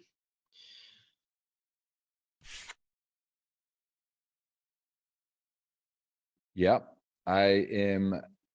I am impressed. I say this often. I am very impressed, and this is not put lightly. I think that the quality of play on here is very strong, but of course there are ways to satellite in. Asking for a 10K buy-in online, you got to believe you're going to see a lot of tough players, right? But it's a quarter mil up top, and you can see this is a tournament you play on Sunday, and then the final table resumes every Tuesday, which we have a new guest every week. This is season 2, episode 54. Matt Waxman.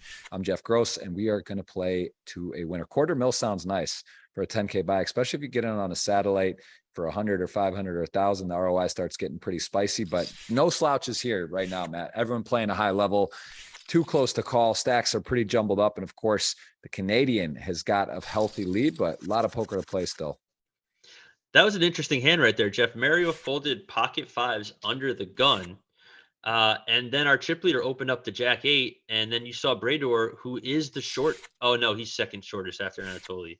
But he did fold fours, which is like an interesting spot for a steal. It's you got a guy opening pretty wide. You got the pair.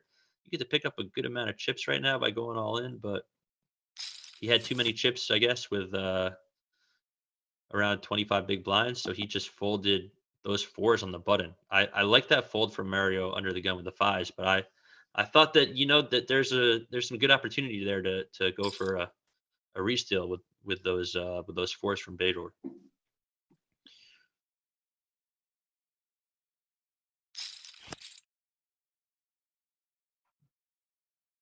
Yeah, so ace eight, 6-4, 6-4 is in the lead. A bit of a tough board here if you are Mario, right? You got bottom pair, you are against the chip leader, you're out of position. And this is a hand with the ace eight off. He could definitely have, he's got more ace jacks. He's got definitely power of position, but he does check back. And will Mario be able to get to showdown? I don't know. Just don't know. Yeah, we do know by looking at the cards that a double barrel would have worked on the turn for Phil, but he has to assume that Mario is not folding that often with his perceived range of cards. But now this is an interesting river card because you got that 9 coming up.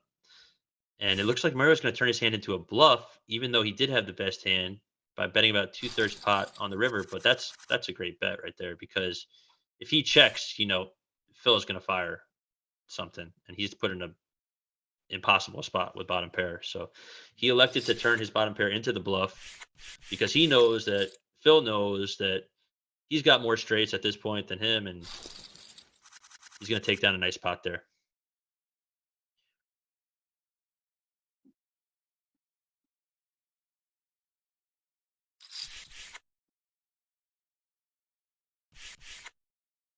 Yeah. Well, we got a couple of suited hands in a row here, although it's a under the gun open and Blue Moon. We know he likes to play post flop. He's got a very pretty hand to peel in the big blind. And again, the under the gun with the chip lead, his range is going to be wider than normal. King 7 suited flops fairly well. This would generally favor Blue Moon, but in this particular sense, we do see that the King 7 suited is very much on this board, and Blue Moon, who's been playing coy, playing cautious, may decide to lead out or attack this, but it would not work extremely well, at least in the moment. Yeah, I And mean, look at obviously that. it's not going to work because we know that our chip leader did flop that open-ended straight draw, but this is certainly a spot where I like to see aggression from our big blind, which is Blue Moon. And this is a dangerous turn card because it's going to have Blue Moon be bluffing a lot more because he's kind of repping like these 7 type hands, and he doesn't. I don't think he's going to assume that our chip leader has that. He's after he goes bet and chip leader calls, he's assuming chip leader has like a big pair or something along those lines. And as you can see, there he goes firing it one more time. I'd love to see Phil just call here one more time, and then who knows what's going to happen on that river. If Blue Moon's going to continue to tell this story of, hey, look, this is a good flop for me in the big blind. I may have a straight here.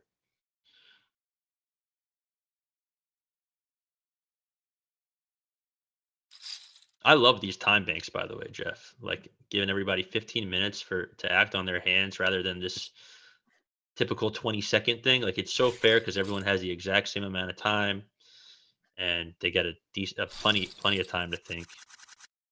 Yeah, This chess is clock, awesome. right? It's very cool, very well thought. The only thing is, if you're streaming on Twitch, there's a lot of streamers now that stream on GG. If you're streaming, you have to, for that delay can be a little complicated on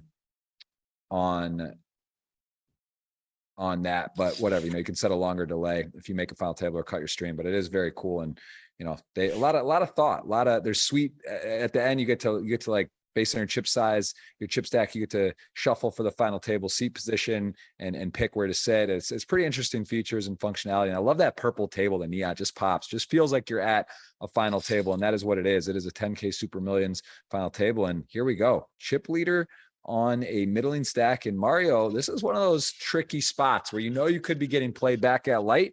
You're pretty high up in the range, but you also know it's just such a nightmare if you were to go out or get caught in a big pot where you're dominated such as this. But I don't know. I mean, I can't fault him for that sizing and his hand to continue. This is such a gross spot here for Mario because ace jack in the cutoff. You got 2 shorties in between you and the big blind. Like that's such an easy open. You are very high up in your range of hands here. And then you get 3-bet by an actual monster, which is kings, and you're just in just a gross spot because you got to assume that our Canadian chip leader will be 3-betting much wider than just kings. In fact, even some hands that are way worse than ace jack. So, props to him for finding a fold there. And look at that. The deck's rewarding him by giving him a couple of aces. Yes, he has also made very good decisions. And in this spot, he is going to be opening into a fellow Austrian flag. Chris Frank with King 8 suited will defend 6-7-7. Again, sort of favors maybe more 7x for Chris, but Mario's got aces and he is got position and he is going to check though. Okay. He checks it back. I would have liked to see a small bet from him there, but a check back is also perfectly fine.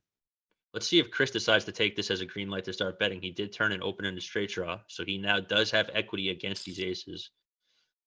Big And bet. he's just firing out the pot, Jeff. Wow. Mario is not going anywhere. I'll tell you that much. Yeah, but realizing there could be some very uncomfortable rivers. I mean, now if he calls, right, 252, we're talking about what, like 900 in there? No, 2, 7, 58, some He 8 and has to change. call And though. yeah, Yeah, and he look at can't raise, this. he can't fold. And then there he Wow. is. He made that 9 high straight. What a run So how out. much Aces just checks back and gets runnered. And stuff misses here, right? There are a lot of misses that miss. yeah. Jack 10, Yeah. clubs. There's a lot going on, and This Chris is a has got to this think is what to such do. a this is such a brutal spot, Jeff, for Mario. It looks like Chris is only gonna bet, 477 instead of shove. I wouldn't even have minded a shove there from Chris. Um, how do you fold this hand? How do you fold aces here? Like, he Right. has to have an 8 or a 7. Is he even that comfortable betting a 7 after this river? I mean, he could always have full houses. You gotta call, you gotta pay him off with the aces here. Like, you know, I might have had to quit poker if he folded the aces there, but maybe I should do that anyways based on how good all these guys are. The play's been phenomenal today. And listen, I'll say this. I had Jungle Man on, who's always fun to listen to commentary and just hear what goes on in his mind. And he was not impressed the day of the final table. Like, I get his Jungle, and Jungle's, he's fresh off the back-to-back 50K player championship win, but he was really like, what is happening? I got to start playing more tournaments. Kind of went overboard on what he thought. To be fair, I thought it was actually a bit of weaker and sort of wilder play as well. So it depends, right? In the moment, in the day. But today I've been very impressed all around on the Some play. would say No Limit has passed Jungle by, Jeff. I mean, he is a mixed game pro now. He is the best mixed game player in the world 2 years in a row, as we've seen. So That's a good maybe it's point. time for maybe it's time for Jungle to just move to the limit stuff. I don't know. Yeah, I don't know. I'm I'm not just sure what was going on. I'm I'm not just sure kidding. Of either, but course, he is an incredible No Limit player. So, but I don't know, man. These guys are playing good. I don't care what anyone says. I'm seeing some amazing laydowns by all these players. well, Mario with convenient timing doesn't have to stew long. He does pick up a nice spot where there's a raise in front, and he is going to get to shove and actually get no showdown. Each player does have an over behind him, but Anatoly off 11 blinds with the raise and a full and a jam is going to be moving away. And Chris, snap folds. He has got a hand that worth opening, but not calling for that. And Mario back to 870. So still in it. Your friend at home is Blue Moon. You're looking for a $100 tournament ticket from GG. He needs to win. You have hit the thumbs up. You are activated, and we will do a giveaway later for that. And my dad, Richard Gross, look at that. Mario is getting cards. He's giving analysis. He's saying hi. He's a big Waxman fan. That is Papa G in the chat. What's up, Dad? Good to see you. Thanks for tuning in. I'm a big fan of Papa G. I've spent a lot of time with him. You come from a great father, Jeff. I'll tell you that much. I'll take it. But Mario is getting cards, but you don't want to get the cards if they're coming in second. That's a good point. That has been what's happening. It seems fun. It seems fun till it's not. You get aces, you check back, pot control, a little deception. Your opponent starts betting with a draw, and then he just smokes it, gets paid. And that is not how you draw it up, but that's part of the game. That's why it's beautiful. It's not always the best hand wins. Phil Hellmuth, we saw Scott Sievert decline the 800K heads up match. Jason Kuhn took it on. Looks like they're going to be battling on Poker Go for a huge match for the duel. So that's actually, I've watched a bit of that. Obviously some big titans battling, high stakes, it's heads up, it's fun. And Hellmuth, who is, he's famously said, if it's not for luck, Matt, he would win them all. He is the all-time leading bracelet winner. I got to tell you, Jeff, I mean, I know Helmut's been undefeated in this duel so far, right? But I think Jason Kuhn's got the medicine for him. He is one of the most well-studied players, very composed. I don't think Helmut's antics are going to work on him.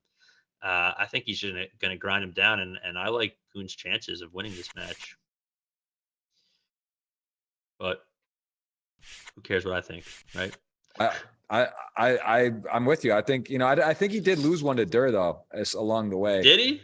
I think so at some point, but maybe he got back on and then took them, or he lost one and then maybe I might be wrong, but I don't think he's just gone chalk.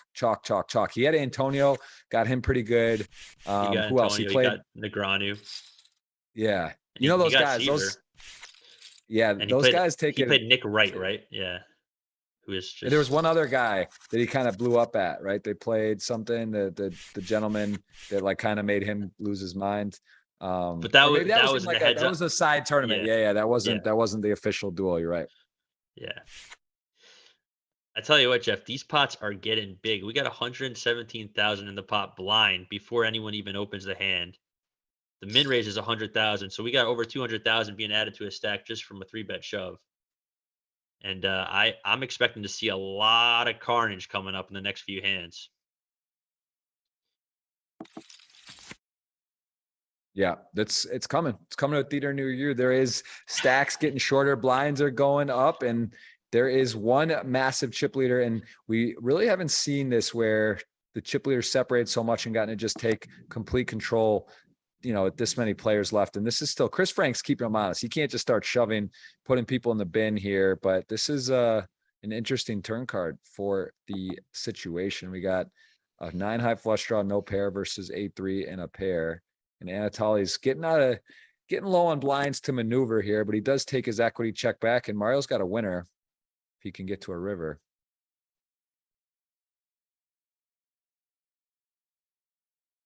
It's definitely an awkward spot there on the turn for Anatoly. I mean, he does have that flush draw, which you could certainly bluff with, but at the same time, his stack is really awkward compared to the size of the pot because he's got 430.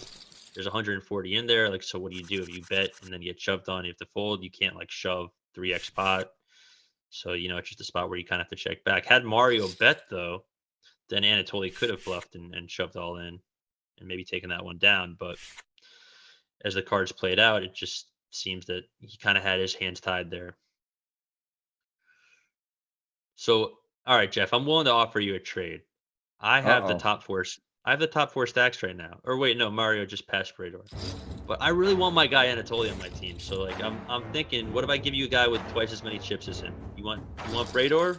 You want to give you some extra life at this, and I'll take our buddy with the button right now. It's open if you want it. I like his name in green. I like Anatoly's experience. I like that he's the only guy that's won the Super Millions at all here. He's won season 1 and season 2. And I'm not a fair weather fan. I'm sticking with him. And I think he's got life. And Brador, I just, I can't do it. It's a fair offer though. That's a respectable offer. I'm just not going to do it. He had twice as many chips, but I feel you. I think you're too sharp for me. I couldn't get one by on you. It's not, I mean, it's a reasonable trade. Ace-6, ace-10, and ace-6. Oof. When it's working. Blue Moon is your favorite at home. And let's see if he can spike on the river. Oh, he hits the 10. The 3 Brazil. Stay alive. Vamo Gente, baby. You guys willed that one in, man. That was a wild run out. 1.7 million, Matt. That's not a little pot. That is a big moment for everybody. Whoa. The whole chat rooting for him to hit that 10, and he did succeed. He's still alive. Wow. Happy to see it. He's been playing some great cards all day. You love to see that guy still in there. And he just moved up to the 3rd in chips, Jeff. Yeah, that's a big deal. That is a big deal. $100 tournament ticket. GG, if you could hit the thumbs up, you're qualified. After we hit the keyword, we'll put the keyword in a little bit, but let's get a little deeper in the tournament. I said, I'm going to get something no matter what. If you don't have an account at GG and you win, you know what? Maybe you have a friend that does. I'm sure if you are watching, you might know someone that is in an eligible country. You could gift it to them. You could take action with them, split it. There's a lot of ways to win, but we are going to be giving away $100 in tournament dollars on GG today if Blue Moon wins, and if he doesn't, we'll find something. Jeff, do you ever get any tells from people reacting on GG? Like if someone does so confusing thing and then they shove all in, like do you read them for strength? Do you read them for weakness? I think that's something that's really interesting about this this software is you can kind of like give off some, maybe play a little mental warfare there with these emotions. There's definitely some timing stuff. Our boy, we got to shout out Beg's Clutch, Tim Begley. He has got some great timing game and time bank stuff. The time bank's always intense. Like I do think there's some stuff with timing, and you can look stronger, put people and makes people overthink and do some tricks. I never really went into the bank and had any like real tricks on that. What's your thoughts of timing and time banks? I don't know. I mean, I would love to just see before I made a bet. I would love to just give off an emotion of some sort. Take a good minute. Oh, so confusing. All in. Running hot. There you go. Running hot. All in. It's like, oh, here it is. You see? Anatoly knows. He's no stranger. Like maybe the ace eight was a call if you didn't say he's running high. Like, oh, this guy's running high. I can't call ace eight. All right, I got to find a fold now. Look at that. Gets it done. Ace five suited, also 10 blinds, but a little different spot, a little different situation, but similar. This is a shove. This is definitely a shove hand. I mean, it's a no brainer. You're the shortest stack. You got ace five suited. That is the all in bluff shove hand. And whoa. 10 big blind min raise. Okay. Wow. I mean, that's interesting because now you're Oliver here. If he shoves, you're almost like snap calling ace 10. When he min raises, you're just like, ugh. Wow. Wow, indeed. My man's got moves. My man has got moves. I got to put that in the memory, Jeff. Next time I have 10 bigs and the ace five suited, we're just going for the min instead. Well, if I'm at a table of this caliber, of course. I don't know if I'm playing one of the small casual buy-in, I might just have to rip it. Wow. Well done. Look at it. Gets a walk with the deuce six off. The life of Anatoly.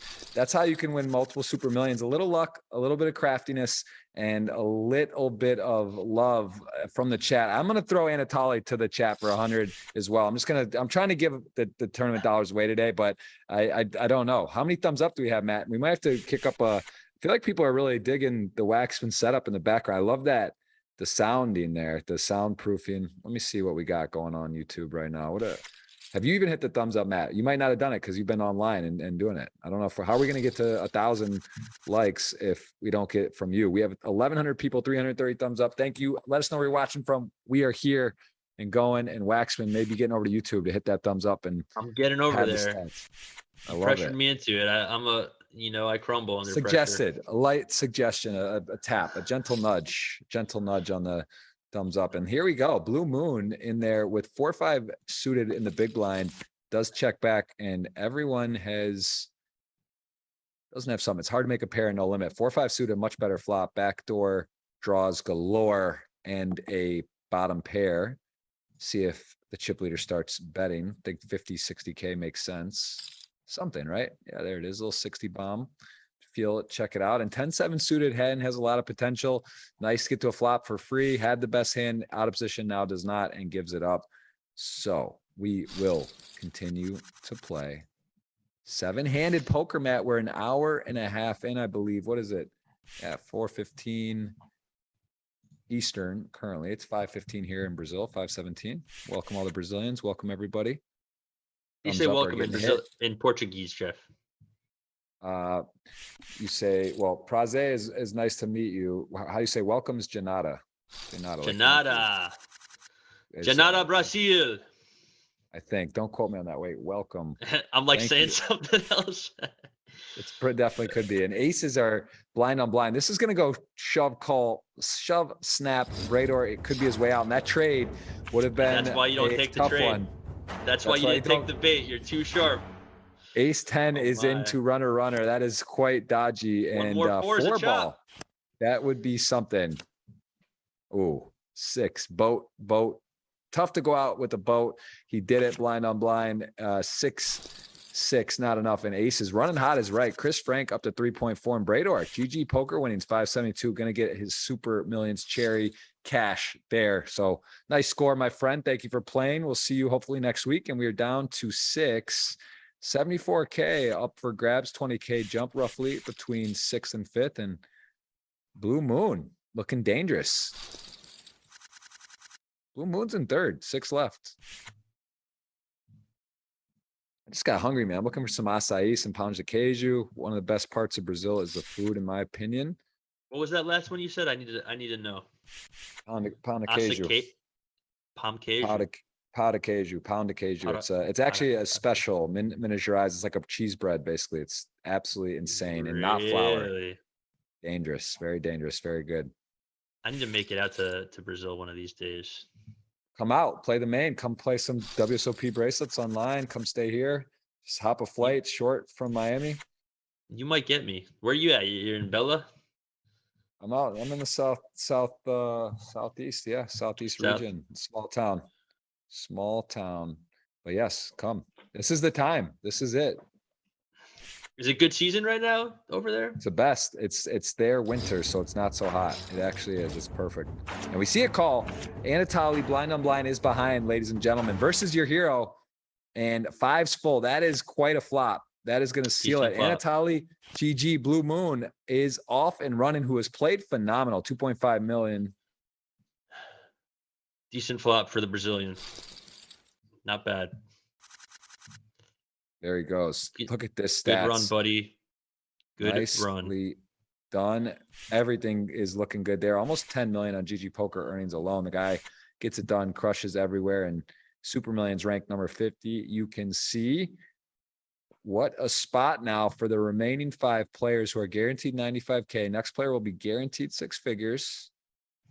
And man, there's some play today, Wax. This is still 5-handed with a lot of play left. This is not just shove. Mario does find himself on the short stack. He got unlucky with the aces, but he is still in.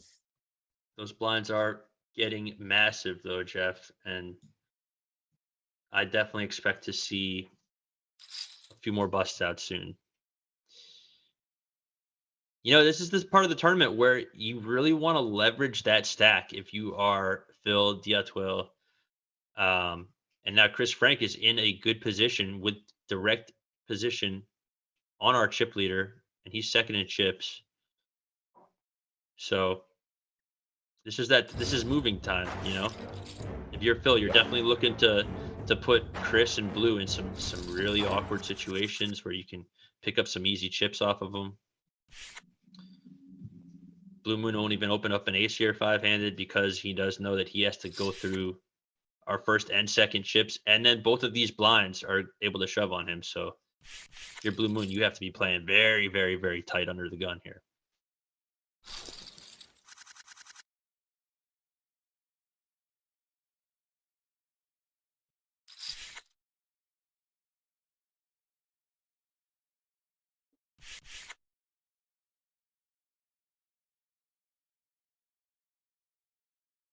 Queen 9 suited, Jack 10 does defend. Both players miss. Another spot where position so paramount, and Queen 9 suited just completely whiffs, and a king high board with position, with control. Again, small bet, likely 70K, 80K should be plenty. There he goes, a little bigger even, but Blue Moon, not a time to get so creative and float. You know, you got, could be against top pair.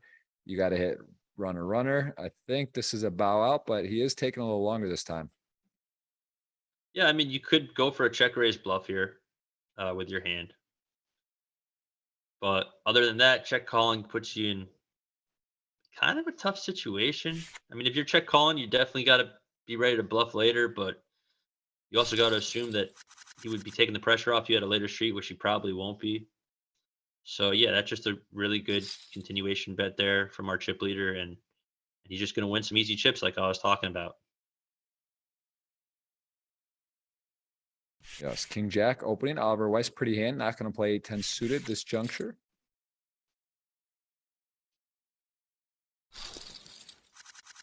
Got some people asking for some specific outcomes for free rolls. No, everyone is who's hit the thumbs up. You will be entered after we could put the keyword in the chat for that $100 tournament ticket, and I will pick someone. Hope you have a GG account. If not, I'm sure you have a friend that does, or someone you could gift it to, or split, or give it, you know, however, man, you know, put them in a tournament, $100, take half, give them a half free roll, something, get creative, sell a piece. But yeah, this is going to be played to a winner, and you guys are hopefully having Blue Moon fare well. And either way, like I said, there will be a backup. If he does not win, still giving away something today, so don't worry about that. We do have more poker to play. 5 left, a couple of quick bust outs. Has a guest ever won the giveaway, Jeff? I'm curious. That's a good point. They have not, and if they just hit that thumbs up. Well, you're gonna have to hit the keyword too. So you got more. There's one more part to it. We'll get that out there. But man. Waxman, you're a lucky guy. You're lucky. You play good, run good, and I don't know. It's possible. It is a possible thing, and we'll have to maybe re-roll, give it to you and re-roll. That would how we do it. I get to pick who gets it in the chat. You just want to pick it out. Just a pure pick. We could do that. That would cause The key word has not been put out yet, but 5-ball came for the chip leader. Things really working out nicely for him. He is chipping up and important pots at the moment. Ace king though with a nice hand, gonna be a button open and a spot where Phil's gonna be a little unlucky, right? He opens a button, gonna be Yeah. not getting played back at too much, but this is one of those spots where he will be. Yeah, this is going to be very hard for Phil to win this pot. I mean, Oliver shoving all in with about 22 big blinds. He has the hand, ace king, offsuit. Can't think of a better hand to shove all in with. I mean, I could definitely think of better hands, but you might get a little fancy with those kind of hands. So ace king off, all in, take it down. No messing around with our chip leader. Yep. Ace jack off. So king 5, shortest stack, does decide he could just have the best hand, goes for it. He is live though. Ace jack, king 5, ace jack in the lead. Mario needs some help. Picks up a few additional outs though. A 6 would do it. A 5, a king, a 6, and it is a 8. That is not enough. Oliver Weiss is going to eliminate Mario Mosbok, and that is a guaranteed 6-figure score for the remaining 4 players. There's a look. Very impressive player, very impressive score. Always nice to see athletes sort of transition into poker, see the similarities, and find another game to compete at as they get older. And maybe the career of athletics is not an option for whatever reason anymore. And there he goes, out in 5th. Nice play in Mario. That pivotal hand, of course, when he had his aces cracked by Chris Frank, his fellow Austrian, who ended up picking up an open-ended straight draw on the turn and hitting that on the river and getting a good amount of value for that straight. Not an easy spot to fold those aces, but he was able to ladder up a little bit after that and definitely played some great poker today. Jeff, I got to remind you, it's you in the chat against me. You got Blue Moon. I got the other 3. Where are we going to dinner? Wow. I already Where owe you are a we dinner, going to so dinner? we might have to go back to back, or maybe make it a group dinner. Maybe maybe you can invite a few friends extra too. But I want to have 2 dinners. So like we'll see what happens here. It's not over, man. Blue Moon's got the power of the people. What do we got? 1,000, 1,200 people watching right now, rooting for Blue Moon. I'm in Brazil. I think Blue Moon's gonna find a way to keep us entertained to the end. Let's see. Can we See go what to a happens. Brazilian place for dinner? We could do that. I don't know if there's many great Brazilian restaurants in town, but we could always go. That I actually this wasn't clarified, and I thought about it last time. We didn't say where the dinner, because it could be an international dinner. Maybe you have to come to Brazil, or I have to go there, or there's like a flight involved for dinner. So we didn't clarify the rules, but either way, we'll go somewhere nice and have a good time, and hopefully we can at least get a heads up here, right, and have a little sweat, because you are in a pretty powerful position with chips right now.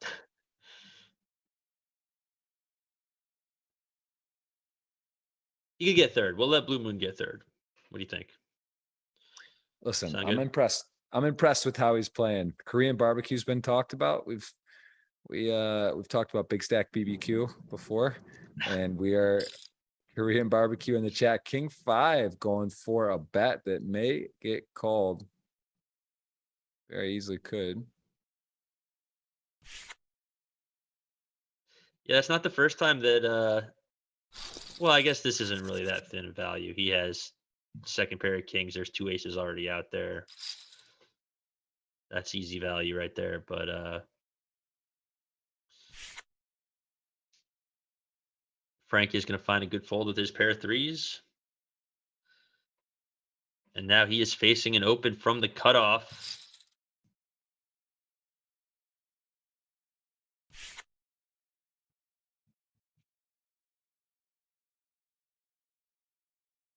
Is he 3-betting this to call, Jeff? Is he 3-betting this to fold, or is he just 3-betting this to 3-bet it? Well, this is interesting. I think 4-handed, obviously ace 10 in this spot's really big, but this is definitely like one of those cut up borderline ones where if you were to get resistance, it would be tough. But well played, picks it up there. Chris Frank is in second. I think the main reason I would be really hesitant to 3-bet call there is because, Blue Moon has showed us that he is not one to be putting in that much aggression before the flop. He does like his flops, and he's been playing post flop really well, making some really good laydowns.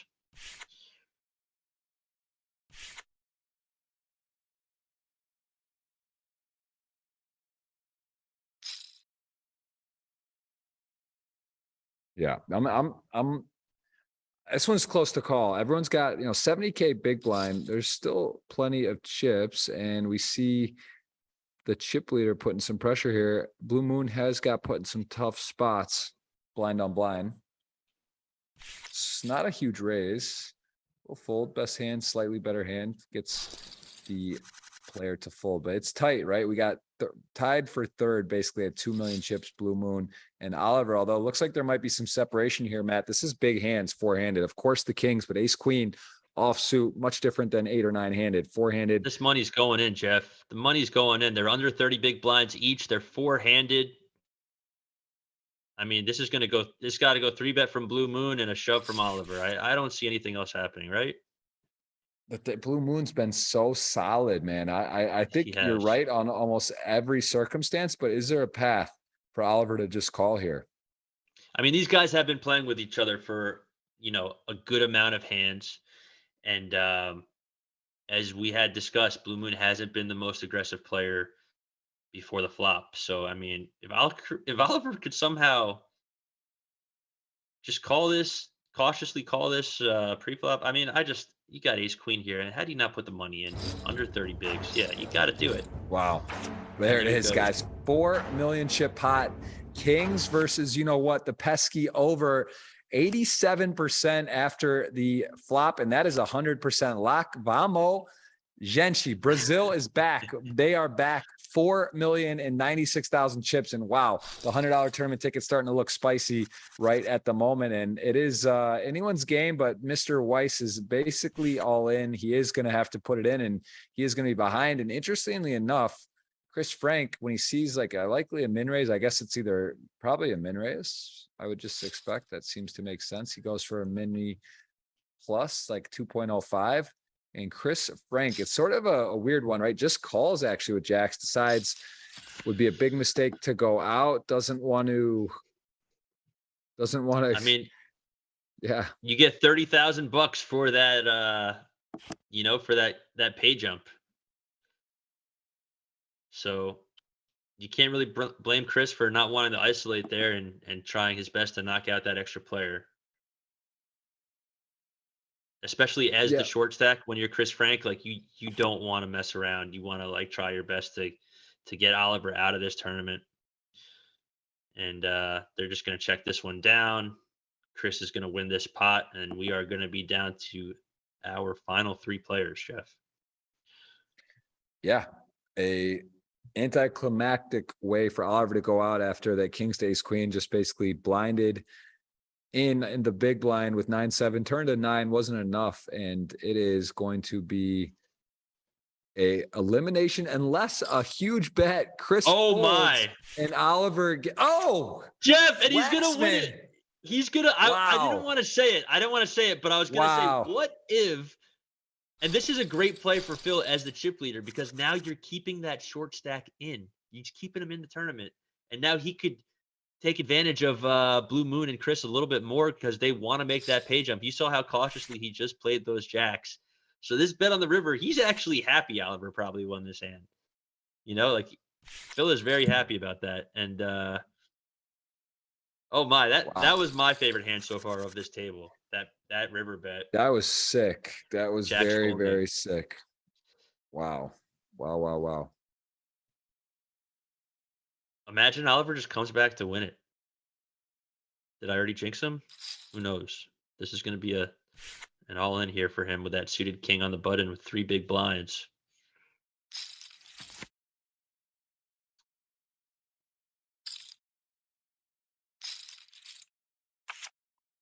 Wow, king 4, jack 8. Either way, it looks like he is going to be at risk for an 11% shot to stay in. Needs a Not That's gonna that. He do it. doesn't need that. That's going to do it. So a little extra. To be fair, you're right, Matt, but at the same time, Chris and Blue Moon are pretty deep. He's not just starting to shove and abuse completely, but you're right. That is They're gonna be much more cautious to get their money in against them when they have that one short stack for 30,000. no, you're absolutely right. Well, we are three-handed all of a sudden on the podium, as you will, 156 up guaranteed and 256 up top. So a smooth 100K between first and third, lot to play for. And your Blue Moon hero is in it, guys. $100 tournament ticket from GG. Tournament dollars, I should say. I don't believe it's a ticket. So you could play multiple tournaments with that. That is up for grabs. I got to get a keyword queued up for you guys. Let me think about it. Let's go with, what are we going to go with? I mean,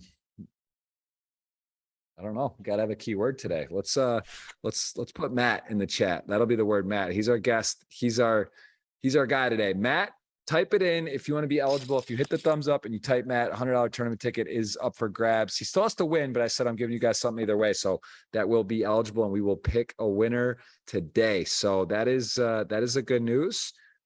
Matt, you better put it in there. Let's get it going, Matt. So you got to type your own name, Matt, if you want to be eligible to win the giveaway. You got to give yourself a little pat on the back. And we got Chris Frank, who has got the best hand, and he has got the nut flush on the river. There it is, Matt. A lot of Matts, a lot of people active in the chat.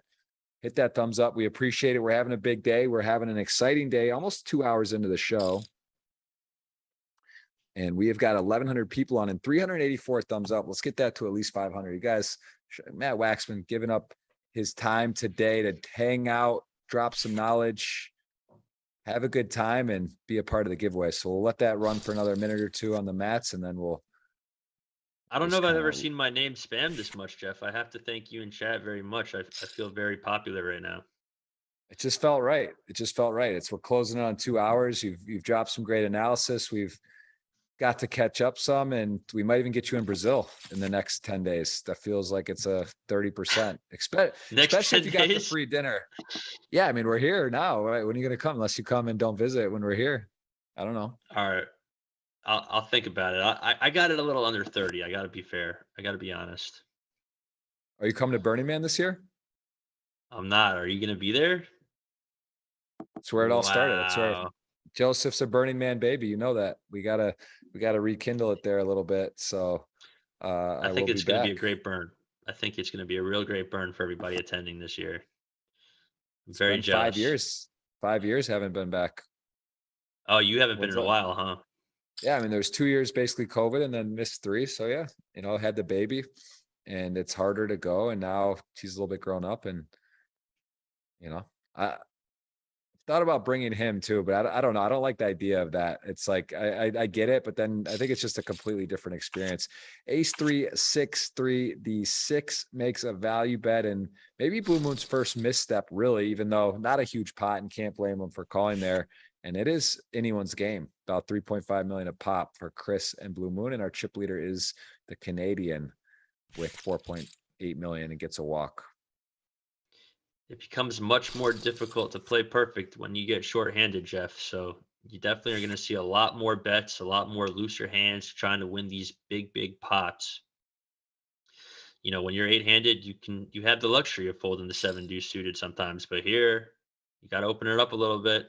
You got a suited hand, you're blind versus blind, and you're going to see a lot of chips being put in with not the most desirable holdings.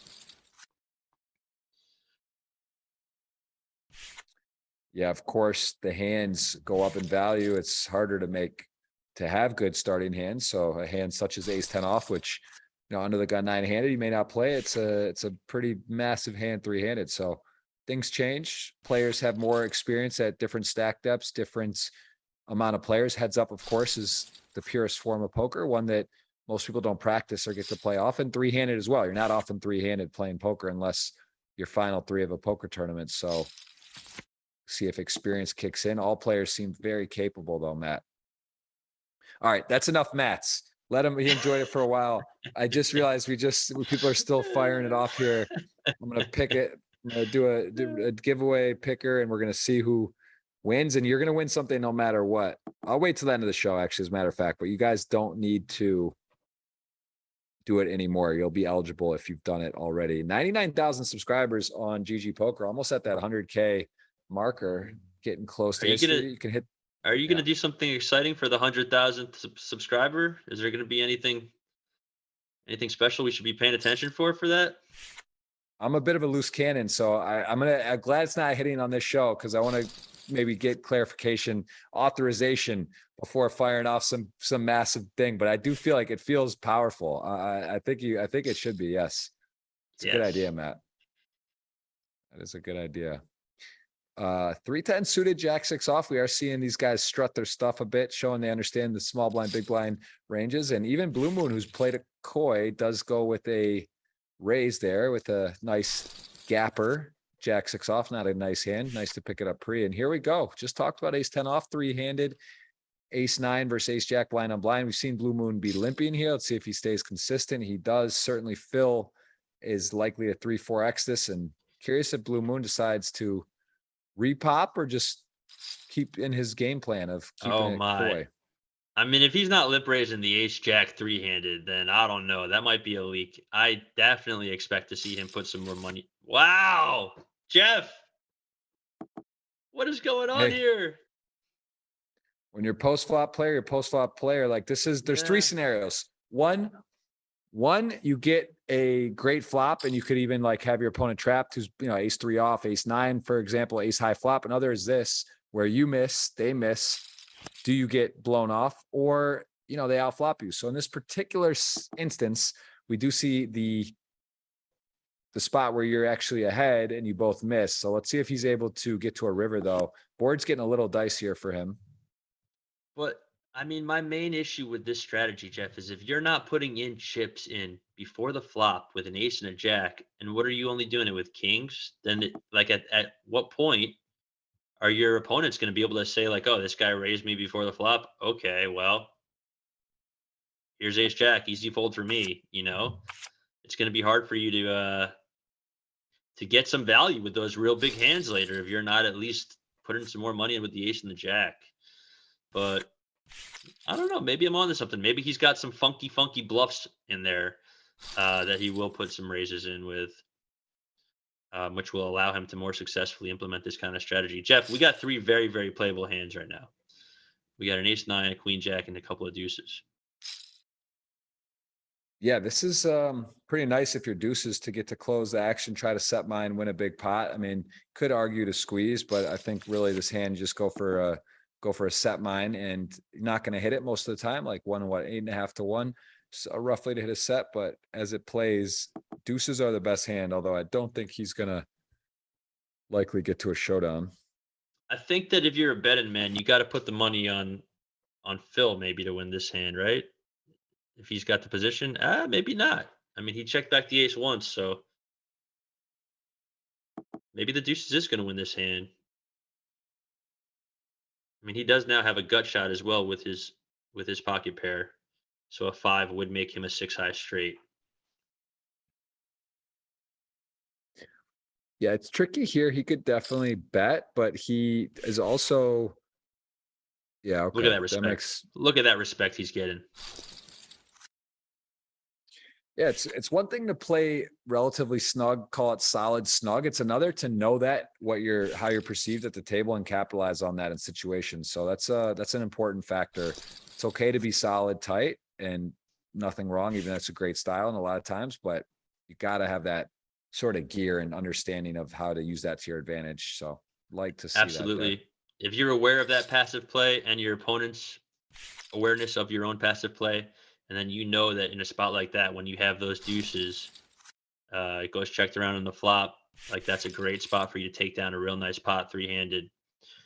And if you're going to make that bet, that's how you make it to these tables, Jeff, by making great folds as we've seen him do earlier, and by knowing when to put the pressure on and take down those pots.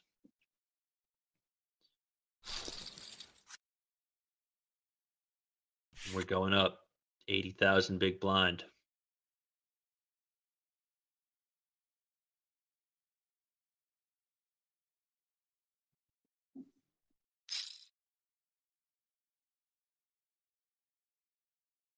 Yeah, this is This is getting to it. I mean, these guys are fairly deep stack, but as we see the blinds go up, we see Chris really making a nice couple of hands in the big blind, taking rags and turning a profit. This is, of course, going to be three-handed. So we're going to see big blind, small blind a lot. We'll see button versus the blinds as well. And, these guys are playing fast though, which is nice.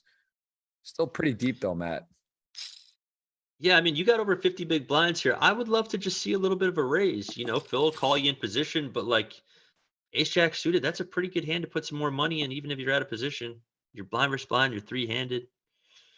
But once again, it's going to pay off for him because this is going to be a real hard pot for him to win with ace high when our chip leader has flopped the flush draw.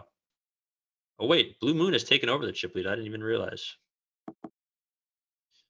And this is, I mean, he has a massive hand. He has got a double gutter, so he needs a 4 or an 8 for a straight. A diamond puts him on to a big flush, the second up flush. And he also, a king or a 5 is good, which he may, he realizes could be the case. So he does go for a big bet here, an ace jack suited. One of the downsides, again, of playing it this way is going to get put in a lot of awkward spots and just sort of I was going to say, Jeff, I would love to see an overbet here on the turn from Phil. He just had that hand earlier where he got called down by a better ace high from Blue Moon. And I'm sure he might have been kicking himself for not putting more pressure on that hand. And in this situation, he had the position.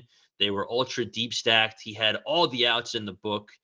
And he put in something like 130% size of the pot. And then as you could see, it made it virtually impossible for Blue Moon to call down with that ace high once again. So that's going to be a nice pot. He's going to take back the chip lead there.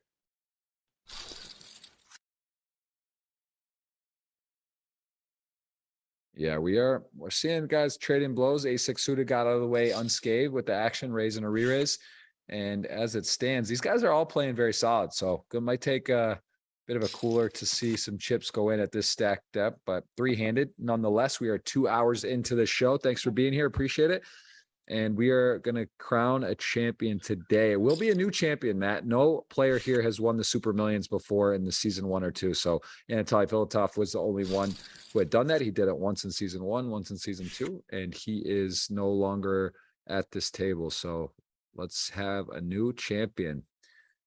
New champ, big money, 256. That feels good. How many champs do we crown per season? Well, there is. So this is season 2, episode 54.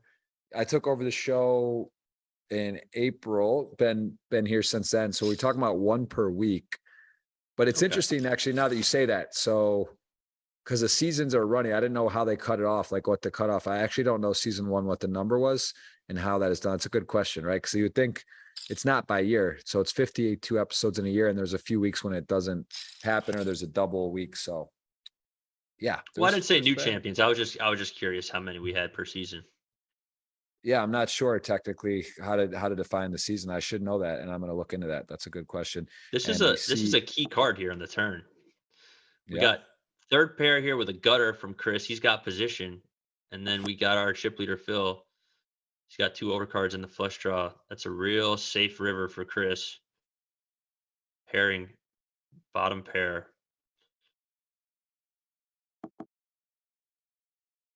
Looks like he's going to get to win this one. No reason to bluff here with your pair of 8s. Just check it down. You got plenty of showdown value. Unless he's potentially thinking of going for value here, Jeff. Do you ever go for value here with a third pair of 8s and try to get a call from the ace high? Wow, that's a decent bet, decent sized bet. It's pretty sick. I mean, yeah, no, I wouldn't bet like that there, but this is high level and this is well done. Nice bet by Chris. Well, yeah, I mean, I guess the real reason you don't go for value there with the 8s is because this guy had ace king. Like that's like literally the hand to call you, like 7s and lower and ace king, and he folded. I don't think you're getting him to fold a 9, are you? It's probably a good spot to check your hand back. But who knows? These guys are on some type of level.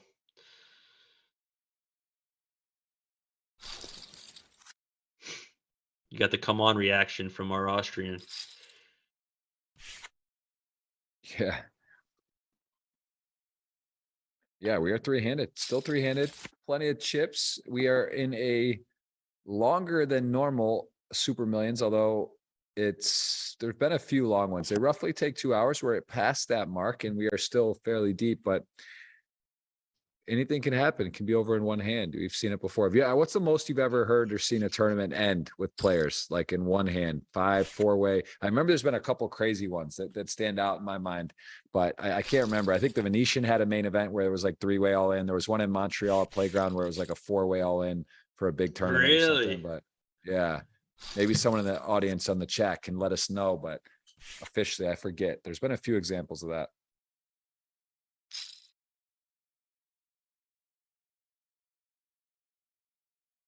My man de-icer, I am reading the comments. We do have a giveaway for you guys. If you hit the thumbs up or type Matt, you're eligible. Or I'm sorry, if you do both, and it's $100 tournament ticket at Blue Moon, it takes down, and it'll be 50. I'm gonna just tell you, it'll be $50 in cash, GG cash to play if he doesn't win. So 50 or 100, that's what's at stake today. Appreciate the thumbs up. Appreciate the time you guys are here with us, and I hope you're enjoying learning, taking notes, having fun, the whole nine. All right, well, we see just a call, and both players make a pair here. There is a money card, Matt. The queen would be the card that would be very specially troublesome for Chris. And that's the action killing card right there, that ace. Yeah. This is turning out to be a really interesting final table, Jeff, because even though Chris Frank is short stacked, he actually has a very favorable position if you think about the tendencies of these players, because Blue Moon has not been very aggressive before the flop, so it's going to give him it's not going to put him into too many awkward situations before the flop if he continues not to 3-bet him on his opens. He's got direct position on our chip leader. I mean, all these guys have been making really, really good decisions post flop. That's been a current theme of this table. I might even be inclined to think of a call there, with a pair after it comes ace ace. I mean, it's probably an easy fold, but he just snap folded that. Look at how quickly Chris has been acting all tournament. He's got 13 minutes and 29 seconds left on his time bank. That's pretty absurd, right? This guy is speedy. Yeah, this is very impressive stuff going on. Very impressive. And these are real hands. I mean, nines, you got to believe that you are happy to put money in with nines three-handed. And he does rip it in. We found a hand that he's willing to risk it with. And rightfully so, because Queen Jack has a lot of equity against nines, but they cannot call your all-in pre-flop. So Blue Moon is going to take down a really, really nice pot there for him. Flirting with the chip lead. He is doing just that. Chris Frank going to step into kings here. And actually, depending on the sizing, Phil's gone with relatively smaller sizings, but he is out of position this time, and they're fairly deep. So it'll be curious what he goes with, and if Chris decides to peel for the Jack 9 suited. This is a little larger, but Jack 9 suited is so pretty. Yeah, I mean, I was going to say I wouldn't mind a peel here in this situation. With the Jack 9 suited on the button. And unfortunately, this is a disaster flop for Chris, because you can't get a much better flop than, I mean, obviously you can, but you're feeling very comfortable here on a 9-4-4 facing a 3-bet. He's not going anywhere. I'll tell you that much. And I mean, you could even arguably, as the short stack, make a case for raising this flop here with your Jack 9. Calling is certainly is slightly preferable, but yeah, I mean, this is Jeff, if he shoves here on the turn, I think you have to call Jack 9. You're three-handed. You got a pair of nines. I don't see a very easy way to fold this hand here. I think he is going to shove too. The SPR is one, basically. I mean, it's more in the pot than his stack. If he has a flush draw, you kind of get protect. Maybe he can't fold. And if he has a 9, you cage him. It's hard for him to have a 9 though, right? There's not a lot of 9X he's defending the 3-bet to. I guess ace 9 suited, some of this 9-10, Jack 9 suited. maybe queen nine suited, but yeah, this is Oh wow. This my, is yeah. So now I don't know. I mean, yeah, you're getting 4-1 on your money now if Phil shoves, and he is going to shove all in here. Let's be honest. There's no other thing that's going to happen, and you can't really fold here if you're Chris. Like you got the 9, you no longer are worried about being out kicked. yeah, Yeah, it's just an there it easy is. call, and unfortunately, that's a cooler where the deck is just gonna send you on your way. And Jeff, we're heads up now. Wow. Wow, My a guy lot who's to been play chip leading the for. whole time, your Brazilian guy, the chats. Oh man, I got the whole chat rooting against my dinner here. But you know what? I've really enjoyed watching Blue Moon play this whole final table. I wouldn't mind buying you dinner if he ends up winning this thing. Well, Chris Frank is officially out in third. 156,000. Well played. Very nicely done. Good showing for Austria today with 3 players at the Super Millions final tables. They're really putting a long pause up there. Super Millions are missing a little bit of action, guys. This is heads up. Ace 10 Is that it? suited. Ace King. Oh What is my. going, Matt? Maybe does Matt have a dinner date? Are we trying to get everyone out of here on time right now? What is happening? This is It's Blue come on, it's Moon. not getting in pre. We all know it's not getting in pre with our guy Blue Moon. You think he's He's no, a he's 3-betting flopper. this one. He's gonna 3 He's a bet this. He flopper. has He's to. gonna take a This flop. he's 40% to a royal flush, Matt. Heads up. He's gonna take it upstairs. This is I actually almost want to bet you a new dinner on on whether he 3 bets or not. he I'm not is gonna do look at it. that. I'm not gonna do I it. know my Okay. guy. All I right. know All my right. All guy. right. All right. And guy, this could be in right now. We might see a Easy one all in. hand. Yeah, but I'm in the Easy ace all 10 in. suited. I don't think he's betting it to fold. And this could be in the air right now. You guys are getting 50 or 100 at home, just so you know. I will pick a winner here. And this is all in. Is it going to be a quick call? And are we just on their backs right away? I mean, I think he's Blue got a Moon. fold in him. I do. I think he's got a fold in him, Jeff. I think he's gonna fold it. Well, I they think took the us I off think care. I don't know. I just don't know. I don't know. I don't know. I thought he was going to raise pre. I don't think he's raising to not put it in, but there is enough play and he likes seeing post flop. But man, I think ace 10 off, he folds, ace 10 suited, he calls. It's green. He's got the Brazilian flag. He's got clubs. I don't know. I think we got a fold, Jeff. I believe in him. I knew wow. it. I knew it. I love it, and I love it. I think he played that hand so well. The 3-bet was great, and maybe he knows, he's smart enough to know that, okay, well, I haven't been that active 3-betting pre-flop. If this guy's going to shove on me, he's got to have the goods. And he made a great fold. He only had 3 outs or a flush draw with his ace 10, and he's still in this tournament now, competing for 256,000. That's $56,000 pay jump between first and second. Wow. Wow. I guess my question is, oh, first of all, let me pick a winner. Let me do the winner here, because this time I don't want to do this after the tournament ends. So let me get a winner for you guys. Who's going to win? You'll either win 50 or $100, but I will decide right now. I do appreciate everyone at home that is here with us. We got 1.1 thousand people, 430. It's not a bad ratio. 431 out of 1,100. If you're not hitting the thumbs up, ask yourself why. Is it because you're lazy? You don't like the show? You aren't happy on who's heads up? I mean, tell me what it is, but we could get a higher even ratio than that. But you are going to get a giveaway eligible. Type the word Matt if you haven't. Hit the thumbs up, and I'm going to pick a winner here. Let me get the chat open on my phone because I'm on a mobile setup. And here we go. Okay. All right. Oh, I can't. My dad, you're not eligible. You should hit the thumbs up, Dad, but I can't pick you if you were to win. It's going to be a random win, but if you win, we'll re-roll. Disclaimer, that is my father, Richard Gross. Please say hello. I know Matt, like he said, spent a lot of time with him. And look at this, tens. This is a interesting spot for Blue Moon. Yeah, Blue Moon was in rough shape on that flop, and then he hit his card, the king, which is going to give him the lead in the hand. However, our chip leader did turn open-ended, so has appeal. He can see that river, and I'd expect to see a. I don't think Phil's putting in any more money with these tens.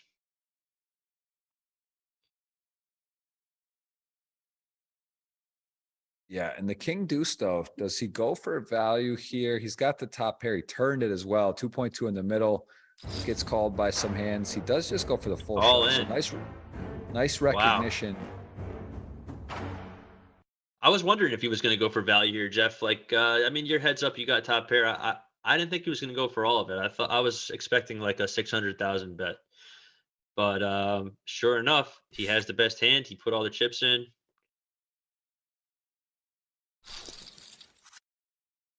Yeah, he wants to call, but he doesn't. I love these reactions on GG. They're so much fun. Yeah, they got nice software, nice emojis, and Oh a boy. nice Oh boy, Jeff. We got top wow. pair in position. We got bottom two. I think you got to play this hand real fast. You got a couple of clubs out there. You got bottom two. This is a very good flop. You definitely want to check raise here if you're Blue Moon. You want to check raise big too. I want to see over 600K here. Over All right, 500K here. guys, that is it. The winner is Jason Parker. So no need to type Matt anymore. He's got enough love today. He deserves it, but it is Jason Parker in the chat. So please put your username. I will make a note of that, and you will be getting either a $50 cash on GG or a $100 tournament on GG. If this could be the last hand for sure. Top pair, draws are missing, 1 million in the pot. See what Blue Moon does for sizing. But Jason Parker, you have won. Jason Space Parker on your YouTube is the winner. There he is, LFG. So put your username on GG or give me a username to send to. Let me screenshot it. And let me just get to the bottom here. We're gonna need the 5 of hearts or the 5 of spades on the river for any chance of this being the last hand, in my opinion. But all right, I'm gonna write that name. But guys, appreciate it. Please congratulate our friend on the win. I'm gonna make a note here. Pardon me, before I forget, I'll send it in. I took a screenshot. I will send it. And we are going to see $1 million though, Matt. I mean, I love this pot size bet on the turn here, Jeff. I really do. This is great. You're setting up. If you get called, you can now pot size shove the river. You got 2 pair. You're feeling super confident. Heads up. That's a 5. That is the 5. It is clubs though. So maybe Blue Moon won't get stacked. But still, like, you got to ask yourself, like, it might even be worth going for the value here with the deuces and nines. Even with that club. I don't know. I don't know. I mean, if you do bet, if he does bet here, he's all in, Jeff. Wow. I mean, hold on, I'm sorry. Yeah, this is I was just it. This is it. This is crazy. This has got to be it, right? You just can't fold this on the river. What if he folds? What if he bluffs now with 2 pair against 2 pair? He's thinking about it. Against this player, this would be all time, but ultimately he's got 2 minutes to think about it. He is going to take his time. He realizes he loses to flushes. He does lose to straights as well. If his opponent somehow played ace-3 like this, something like that. But I mean, I don't know, man. King 5, you're pretty high up. You beat a lot of 2-pair combos. And Blue Moon is not bluffing here. He is going for value. He's hoping to get called by like king, queen, right? King, queen, king, jack. King, any king. He's hoping to get called by 1 king. Like, there's no way that you're taking your 2 pair and bluffing. It's surely a much better candidate to just go for bluff catching if that's your mentality, right? Like, you want to just check and call. So he's going for value here, but then oddly enough, this guy's thinking about folding a better hand, which is kings up, because that flush did get there. He shoved all in into him. But if he does call it, this is all over. This is over if Bill finds the call here. I mean, I think this is a spot where if it was 4-handed, 5-handed, saying with this player in the deck, wow, Blue Moon can do it. Some guys can do it. I mean, that is a crazy spot. He is now your chip leader. Poker is insane. That is why we play the game. What a hand. I mean, look, you can't blame him. You can't blame him for folding, but ultimately, man, that 2 pair, that is crazy. And it's going to be a $50 or $100, Jason. So you're either winning 50 or 100. And now you would have got 50 if you click call. So now you're kind of on a free roll to get the extra 50 in tournament dollars. So this is very exciting. Matt, we're going to have to hang out for a while. If it's not going to end there, I don't know, man. I might have to. I mean, Jeff, I told you if it was the 5 of hearts or the 5 of spades that it would indeed be the last hand. I didn't think the 5 of clubs would do it. But of all things, I didn't think that the 5 of clubs was going to be the card that allowed Blue Moon to now turn his formerly winning hand of 2 pair into a bluff and still take the pot. Like, that was huge. That was, I mean, I still, like, there's no way he was bluffing, right? There's no way Blue Moon is bluffing there, but it was just a merged decision. He put all the chips in. He says, I'm not folding. Let me try to get value from a king. He goes all in, and now he's the chip leader. That was a very exciting hand of poker. Very impressive. Yeah. Wow. Wow, wow, wow, I mean, wow, you got to wow. think if you're Phil, like, how do you call there? Like, how do you really call? This guy has been making such good decisions all tournament, and the flush comes and then he shoves all in into you for the size of the entire pot. Like, if I'm Phil and I even river that two pair, like I'm in just such a gross spot, you know. If he called and lost, he would have been down to under 3 million in chips. And now we got a I've battle, Jeff. We're heads up, even in chips.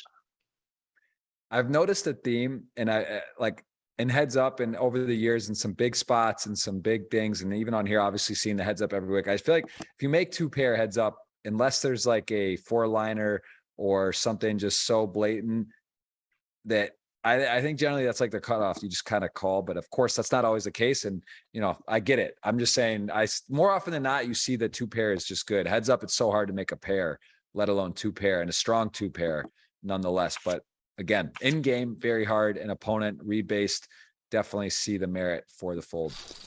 I mean, you got to think that like the overwhelming majority, maybe every other player at this final table, Diatwell is going to find a call there when he makes the two pairs. He's gonna be like, well, if you got the flush, you got it. I got to pay you off. But history is so important, and Blue Moon has been showing up with the goods when he's betting the river, time and time again. At least at this final table, he has.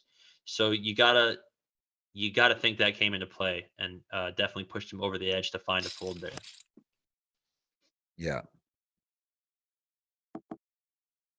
Wow. I mean, just like that, we are deep stacked again, Jeff. We got a battle ahead of us, and Blue Moon's going to hit that 9 to give him the best hand on the river. A jack would have been over. Jack hits the river, it's over. But the 9 was the only card he could have hit to win, and sure enough, he's going to go for some value with it. Yeah. Wow.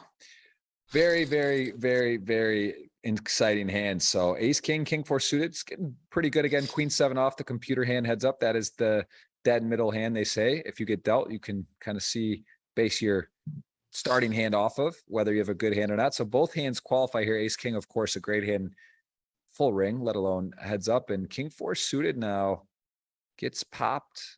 Blue Moon likes to play in position. This is kind of a weird one. Does he flat? He has all options here. Yeah, I mean, king four suited is a very nice hand to bluff with. You're not often going to get called by like a bigger king if you put a lot of pressure here. And sure enough, he is going to find 4 bets, 1.6, but he ran into the wrong hand. And that's just like that. Yeah, 12 is going to pad his chip lead back up.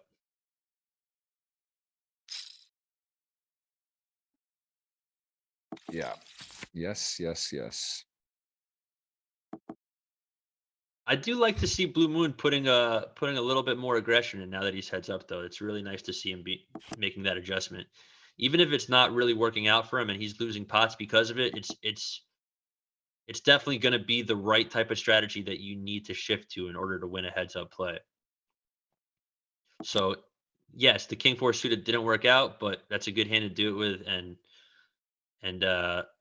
even though like a dinner would rely on my Canadian winning this, but ultimately I'm happy to see him make a good strategic adjustment here.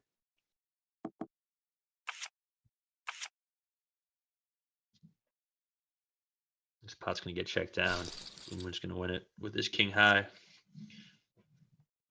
Yeah, 7 million, 4.5 million. So decent lead actually for Phil again, but a lot of poker left. Always interesting to see strategies, how wide people open, defend. Of course, you have to play a lot of hands heads up. That's just the nature of it. You dealt in every hand with money in the middle.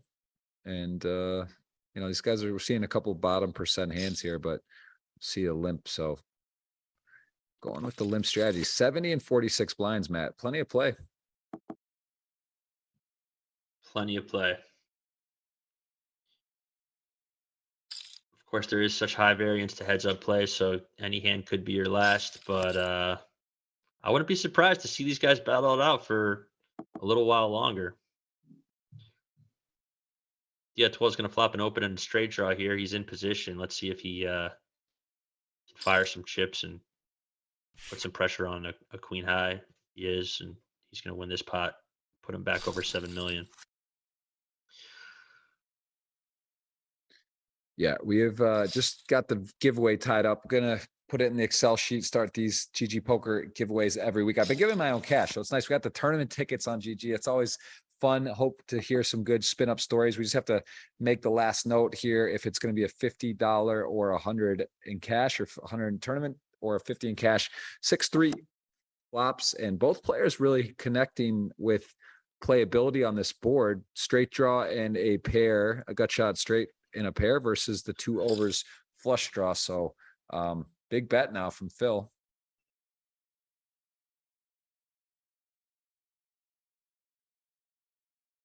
Well, Blue Moon definitely has a reasonable hand where he could see one more.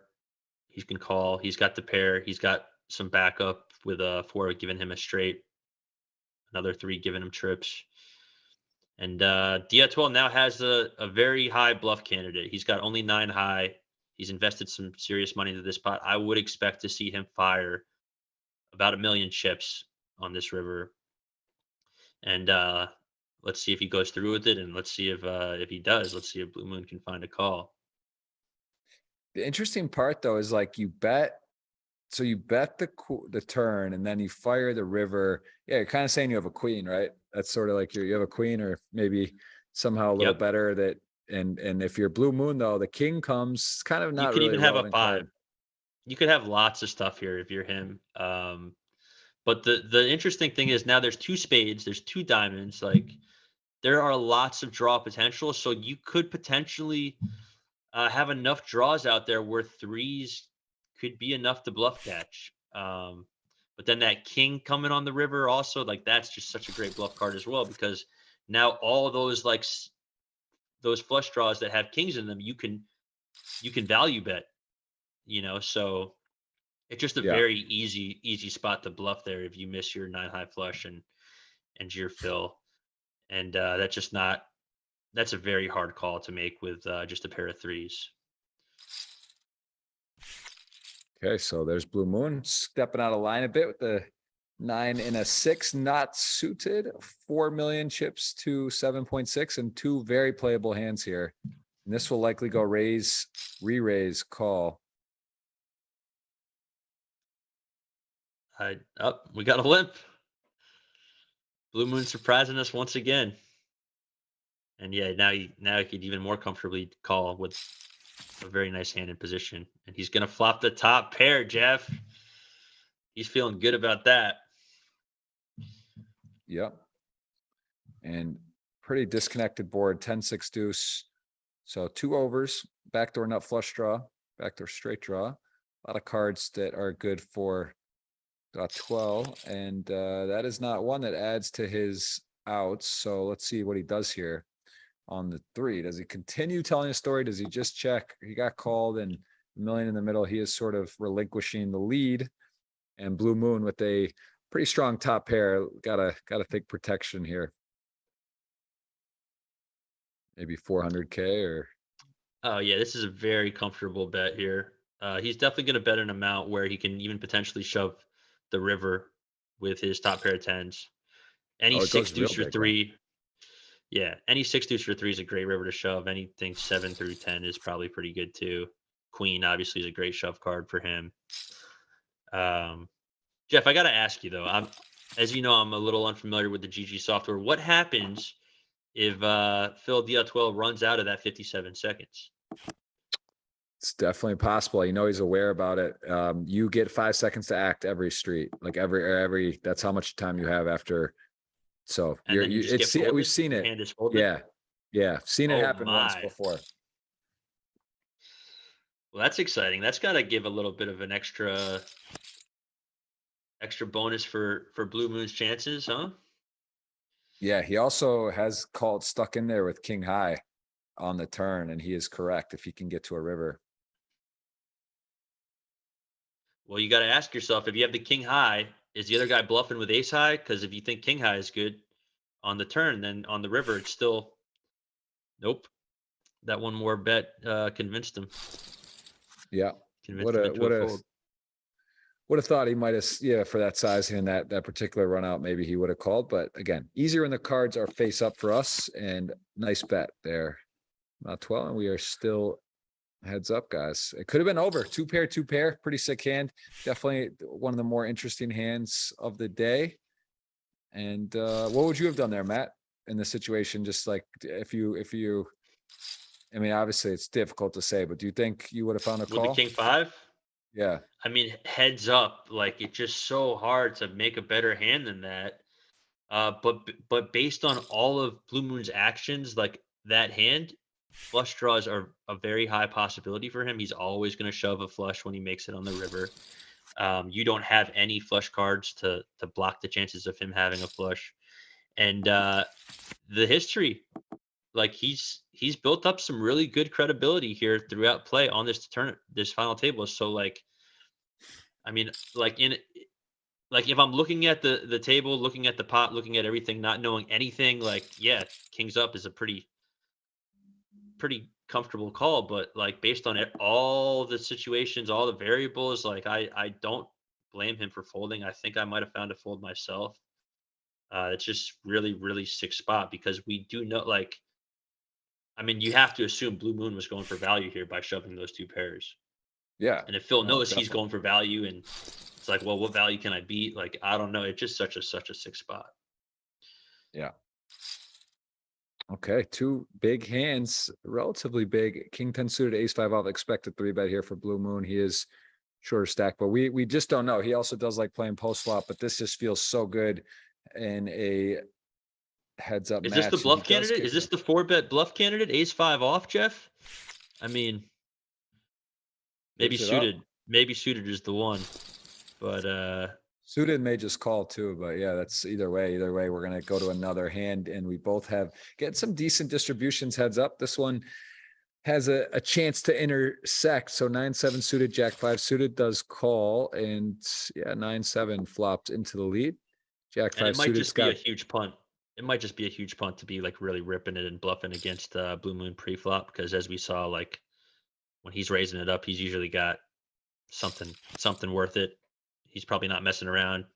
He's definitely not like our zombie friend earlier who was 3-betting up that 6 deuce jack deuce. So yeah, you might want to like have a strategy of 3-betting a little bit more, but maybe not really going for it. big bet.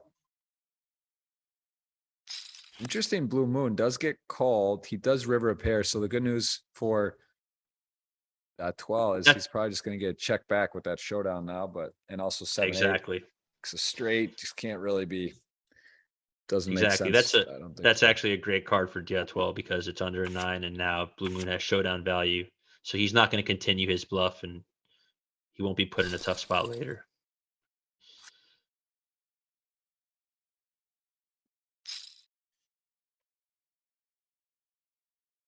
Queen 4, 5, 7 off.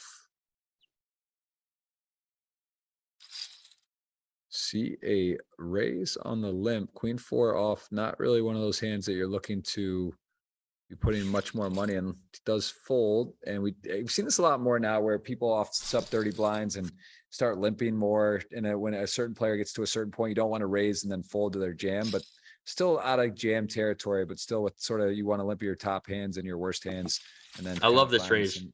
I love that raise, Jeff. That 5-7. Oh my, it's such a great adjustment. It just goes to show how versatile these players are.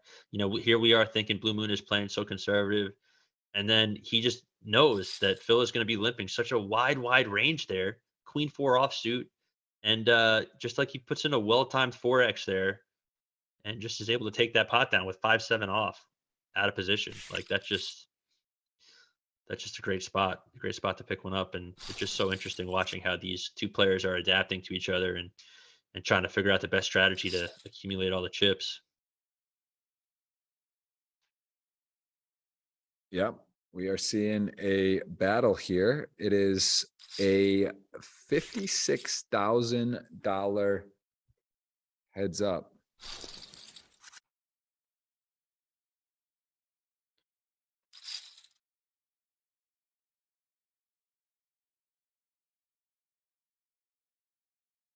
Yeah, once you get to heads up play, it's just so important that you know how to play with those garbage hands, you know, because most of the time that's what your hand is going to be. It's not going to be those like ace kings and those big pairs that you want to wait for at a full ring table. You're playing heads up now. The guy only has one hand against you. It's much more important to think about frequencies of players, their timings, and when to turn your hand into a bluff, when not to. And it looks like both of these players are making some really good adjustments. So it's been really, really exciting to watch. Yeah, this is definitely. I'm making some notes again. I had the highlight replay, 20 minutes roughly every Monday on my YouTube channel, tagging some notes on hands, and we will be having that for you. Matt will be obviously the guest, as he is the guest here, and then you can always see a replay or scroll back through on YouTube. Closing on 100,000 on the GG Poker Channel. Appreciate you guys being here. All of you that have interacted, asked questions, participated in the giveaway, hit the thumbs up. Again, let us know where you're watching from. It's always interesting to see if we got any Brazilians.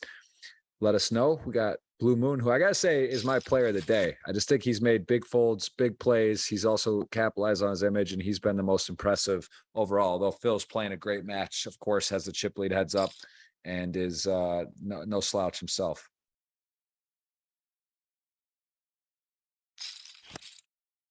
He's got a time bank issue though. 47 seconds could come into play.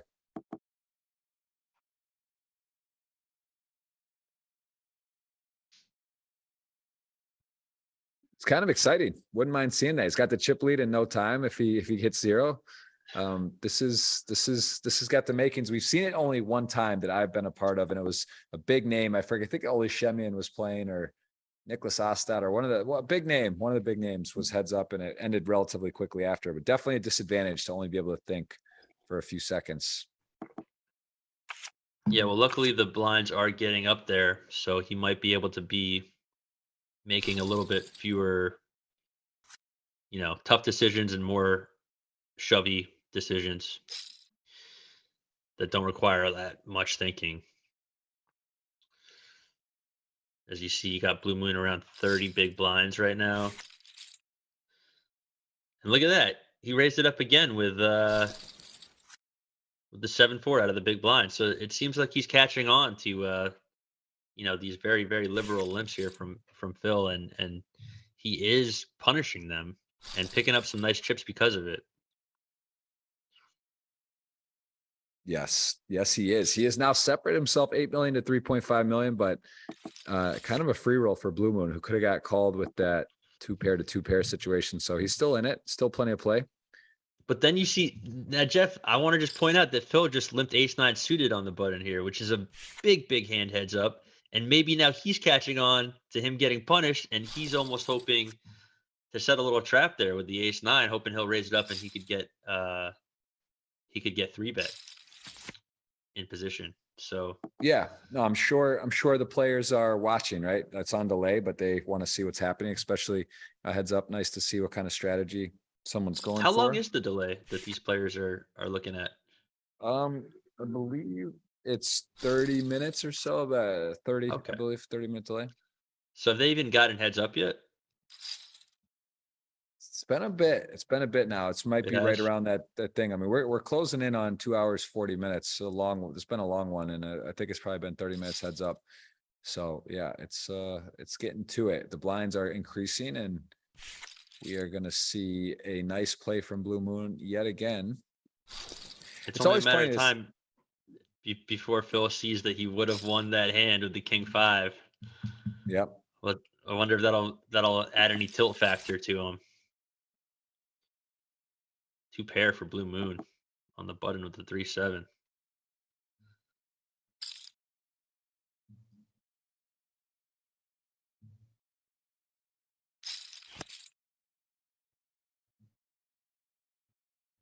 Yeah, king 5 suited, has king high, has some equity, but 3-7 has got that 2-pair, and board's getting really dicey here.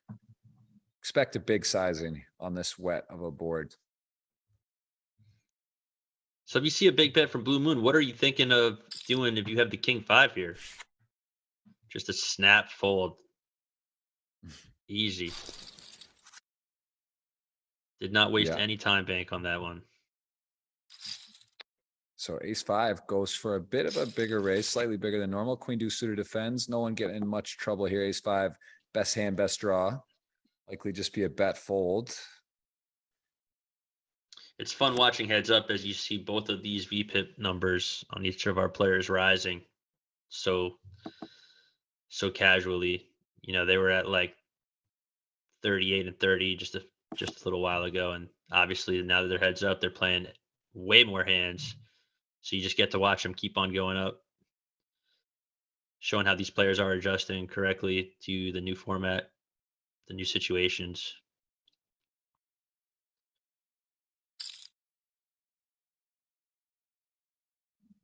Yeah, this is starting to get to be a little bit of history established. Guys are for sure familiar, but that's the cool part. Like heads up changes. It's very different than 7, 6, 8 handed heads up. And again, some players have more experience than others. And of course, in a given vacuum with the stacks and the distribution of cards, doesn't mean some players better or not than the other. It's very hard to tell. And this is a flop that is going to be problematic for Blue Moon with missionary top and bottom for the chip leader and a solid flop for the 9 though. So let's see, Phil likely going to spring into action here, and then it'll be up to Blue Moon if wants to stick on or not.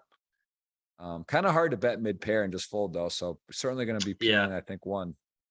You definitely, when you flop mid pair heads up, you definitely want to have a mixed strategy of checking it back sometimes and betting, depending on different dynamics. But certainly can't blame for putting a bet. And then this is a mandatory check raise here for Phil. Like, you want to get more chips in with this pot. There's plenty of draws out there. The 2 is vulnerable if another 9 or a 10 comes. So you want to get that check raise in, and then you want to go bet and shove. Like, that's your play. Yeah. Yeah. Well done. I think he's going to make a good fold. Yeah. Scary card though, right? If you, yeah. I was just going to ask you, yeah, it's definitely a scary card. That's not the card you want to see with the 9. And then the guy bets into you. But I was gonna say, Jeff, you've made some runs in some heads up tournaments, haven't you? I feel like you're a pretty good heads up player yourself.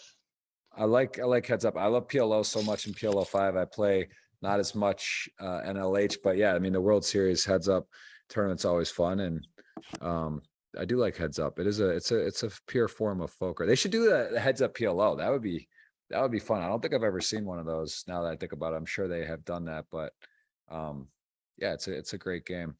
Wow, Queen 7 had the best hand, but it is going to be a tough ass to fold here with the Queen 6. Although the backdoor spades come in, there's straights, there's issues, and Queen 7 gets to get a value bet with that 7 coming, and Blue Moon is now officially in a bit of trouble. Blinds are up to on 60. He's coming up on 20. Oh, really? Yeah. So he's coming up on that 20 big blind area where you're definitely going to see lots of all-in pre-flops, whether it's a 3-bet shove or who knows, sometimes even just an open shove. But blinds are big, Jeff, and wow. I mean, if this is going to go shove. And I mean, Queen Jack suited is such a pretty looking hand, although you realize you're like behind a decent amount. I mean, this is actually, here we go, Matt. Cards on the backs. Could be over here. Wow. Ace 9 is in the lead. Sweaty, no sweat turn takes away. He needs a queen or jack that is not a spade. And it is a 8. And all right, we're going to play some more, Matt. We are going to play some more. Oh my. I can't believe how fast he called that queen jack suited. I would have almost preferred to see him just open shove the thing. If maybe he gets a fold from a weak ace from Blue Moon. I don't even know. But we got another action flop here. We got 8-6 open ended. A 7 gives him the ultimate nuts. But Phil has top pair and open ended for the lower end of the straight. So we are definitely going to see some chips be put in here. Wow. Seems like a good calling spot here for Blue Moon. Probably don't want to turn your hand into a bluff just yet. Yeah, 5 deuce. Got to feel pretty confident. It's got top pair. It's got some backup for the straight draw. He is going to continue to put aggression in 8-6, although it does. You have that money card if the 7 comes and your opponent has somehow a 6x, but this is getting less attractive to peel here to hit. and do you get paid and where are you at? So he does call and the 5 comes in, and Blue Moon is not gonna be winning this pot. Does Phil So have a check in him here, though? Does he have a check in here and turn trip 5 somehow into a bluff catcher? It's got to be hard to know that your opponent has just 8 high. But obviously, with us being able to see the cards, a check would have been the best play to get some more value out of those hands, or even just a small bet. But sure enough, yeah, he's gonna win a nice one. These pots are huge, Jeff. These pots are crucial. it's You know, the we were blinds almost are up. even. This is we got like a bonus half hour here, at least maybe more after that two pair call would have been all over. But 36 seconds, will we get to see a no time bank situation? 8-9 suited is going to rip it in on Blue Moon. Doyle, no good. 10 deuce is in the muck, and we are going to, I mean, we're getting close to another blind. Wow. Well, This might be it. this Min definitely raise could be. He's here. going to limp. Oh my! Cagey. Wow. When he raises Now, this to 5, is he going to oh just call my! now? I want to see a click. I want to see like 800. Just try to. Okay. He's just calling. Man, these guys are sneaky, Jeff. This has been really, really fun to watch these two play each other. And this is bad news for Blue Moon. Is there a run out where he gets away? This board gets Or a if little more dicey. Oh yeah, picks he up could some even equity win all it. of a sudden. He could even win it. Yeah. Obviously, King ends it easily. A 10 would be the miracle card for Blue Moon. He may bet this too. I mean, you start thinking about it. What does your opponent have? Does he have many aces that he's just gonna call the re-raise with? You have King Jack. It's the strongest king. Like No it's reason to like bet. No reason. Oh my! I guess he is betting it. Okay, well, I would like to know the reason if there is. I'm open to me not knowing. But now what do you gets do? him. Now what do you do with your king jack? Just check fold? All of Phil's chips are going in here. You know that it's going to happen. So does he waste some of that precious time bank though to try to sell it, Jeff? Does he? There goes a couple seconds. He wasted 3 seconds of it to try to sell the story. Pray for a call here from Blue Moon to end the tournament. Something feels fishy. Like Blue Moon's just kind of like, this is weird. What's happening? What does this guy have? Does he have 2 pair now somehow? Like where did this go wrong? But he was in trouble the whole time. And as it played out, he saved some chips. So Blue Moon, this is the guy that just doesn't want the tournament to end. And I respect it, but we are getting to a point where he is in. It's going to go in. I mean, it's just got to go in at some point. 2-3 versus Jack 7. We see bottom pair. So backdoor diamonds, gut shot and an over. This is interesting. So checks to the turn. 500 in the middle. I think now's the time to start bluffing if you're Blue Moon with your hand, right? Yeah, maybe a little bigger too, like 375. Yeah, I like that number a lot actually. 400. Goes And it's big. gonna Well work. done. Good job. Way to play that short stack. Woo. Still going, boys, girls. Who do you got?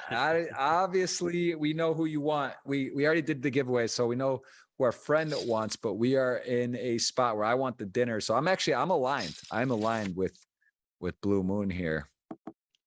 Great name. Jason Parker with the win. 8-9-4-9. 8-9 actually. Jeff, let me ask you. I've never thought about this until now, but is that in the middle of the Brazilian flag indeed a blue moon, or is that something else? Because it looks kind of like a moon. It's a sphere-looking shape. It's blue. I've never really known what that was. I think we just cracked it. I think we just cracked it right there. It might be the world though. Is it the Earth? I actually don't know. Can we get someone in the chat of Brazilian? I gotta know. I'm learning stuff today all around, and Matt provides. We have got a question. Who knows what the Brazilian flag represents in the middle? I actually don't know, but this is pretty intense.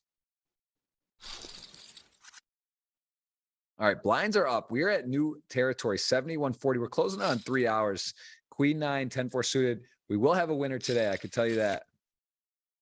Matt cracked the code. Yeah, I think we caught like that. I mean, Matt's searching. I see his mind working. He's over there. He's finding something. Yeah, it's something about 27 stars on there representing the states of Brazil and the federal district is what Google has told me. Nothing But what about a is the moon blue? though. No I've seen moons nothing related? about a moon. Yeah, but maybe there is. I don't know. It's blue. It's a blue thing. It's on the flag. It's maybe tied in. Either way, he's got himself 200 grand locked in. That's about $1 million reais. So nice score for our friend, no matter what. He's a millionaire in Brazil. That's true. It's true. All right. No limp in on a 6 deuce off. Just decided not to think. 27 seconds left. That's the bet. What do you think, Matt? Will we hit him to 0 seconds shot clock, or is it just going to get over by then? I'm gonna say 14 is the final shot clock on Phil's timer. What do you think? I think it's going to go under because Blue Moon's a fighter, and he might even double again. This could go for a while. I think it'll hit under. You can pick me off if you want. By taking the over? Yeah. I feel like I'm a favorite for the over, but I really don't know. I'm betting on Blue Moon just not going away. That's what I'm betting on. That he's just gonna hunker in. Blue Moon's just gonna hunker in. All right, King High is gonna hold. Blue Moon's back to 15 bigs. Oh no, 71.40. He's under 15 bigs, and the money's going in here, Jeff. This is gonna be a shove Phil's shove call. Brazil to be back, and Philip to potentially have a time bank crisis. Ace-6, Ace-9. There is a 9. That is a conclusive flop. 100% of the turn. 99 and change on the flop, and we are back. Brazil is back. My man is not going away. And Phil's going to start thinking about those 2-3 second little time bet. He's done with that. I think he's just going to hold the 27, or it's going to go to 0 because he is playing quick right now. 8-10, and Blue Moon is off and running. Matt, you are in for an epic Super Millions edition Tuesday today. This is going the distance. It has gone the distance, and it's going to continue to go. This has been quite the battle. Every time Blue Moon gets a little bit low, he finds that double. Phil is back to limping, and Blue Moon is back to punishing. He's got the 4-5, Jeff. The 4-5. He's had 4-5, 5-7. What else? He had something else real low, and then that one time that he actually got King Jack and did it, he was up against aces and played a massive pot there. It's funny how poker works sometimes. All those low hands that you're winning big pots with, and then you finally get a good hand and you're up against it. All right, so 10-8 going to take a flop here. Phil still got his 27 seconds. Queen 4. These are the spots where you have to think a little bit, right? Do you bluff? Do you not? He almost did a second come off. No, he does fire, and 10-8 off is going to probably let it go. He does have a heart. Could get floaty, but starting to get a little more important every pot. In 2 minutes too. Blue Moon's let some time run off. 3.4 million. We see the limp Jack 6 suited, 6th and the 9. Does he want to shoot it up? Nope. Takes a flop. Jack 6 suited, flops the flush draw, has position. Likely going Phil's way here. Checks it back. I'm surprised to see that. I think there's very good reason to be betting your hand here. With only 315 in the pot. But he's just going to check it twice. And now Blue Moon has made a pair of 9s, which is probably going to be enough for him to win this pot. I don't think he's going to fold. He might even value bet here. Yep, he's going to value bet about 2/3 and just win a pot that Phil could have taken down pretty easily with a bet on the flop.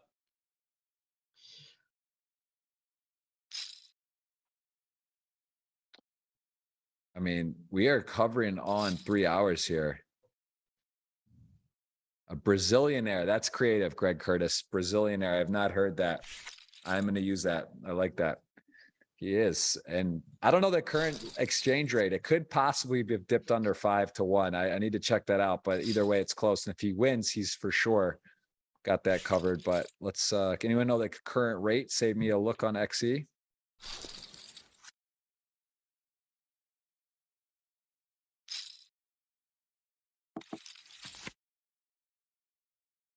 There's a Wow. deuce. That's a house. My man has That's a flopped the house, that and is a house.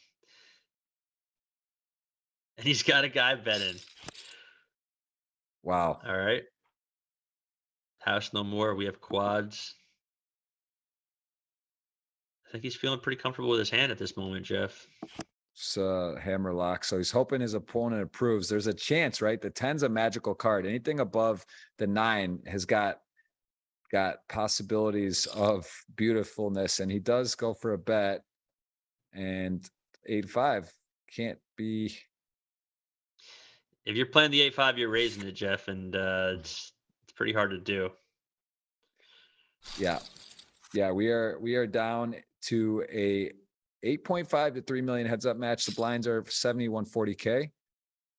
And you guys getting your money was worth today on the show. We are getting a full 3-hour show and more potentially. We're almost there to 3 hours, 2 hours, 55 minutes in. Every Tuesday, 2:45 Eastern, can join me. I will be the host with a very special guest weekly. And Matt Waxman has joined here. Matt, where can they follow you on socials? What is the best way to keep up with you? I know you're active Instagram, Twitter. Where can they keep up with what you got going on? You can find me on Twitter with Matthew_Waxman. And if you want to check out my IG, there's not much poker over there. It's more just me traveling around, just hanging out. That's MAD_Waxy, WAXY. And yeah, I don't have a private account, so anyone's welcome to check out what I'm up to these days, but I'm not really the most frequent of posters, so don't be disappointed if you don't see that much of me. Well, Hey Jeff, they've I got. want to rewind a couple hands and just comment on Blue Moon. 8-3 offsuit out of the big blind, punishing the button limp once again. 8-3 off. Like this has been really fun to watch. I feel like I'm learning a lot about heads up play by watching these guys battle. Yeah, Blue Moon could have ripped that in there. He would have got a fortunate double against Ace Jack, but they played it coy and he did get to hit the king. And either way, he is about a 2-1 dog, little more right now, but plenty in. Queen 7 off. I mentioned the computer hand. There it is. Jack 3, Queen 7 still in the lead on the 10-10-8. No player with a very viable draw. Queen high, the best hands. Checks it. And now A couple of open-ended straight draws. Yeah.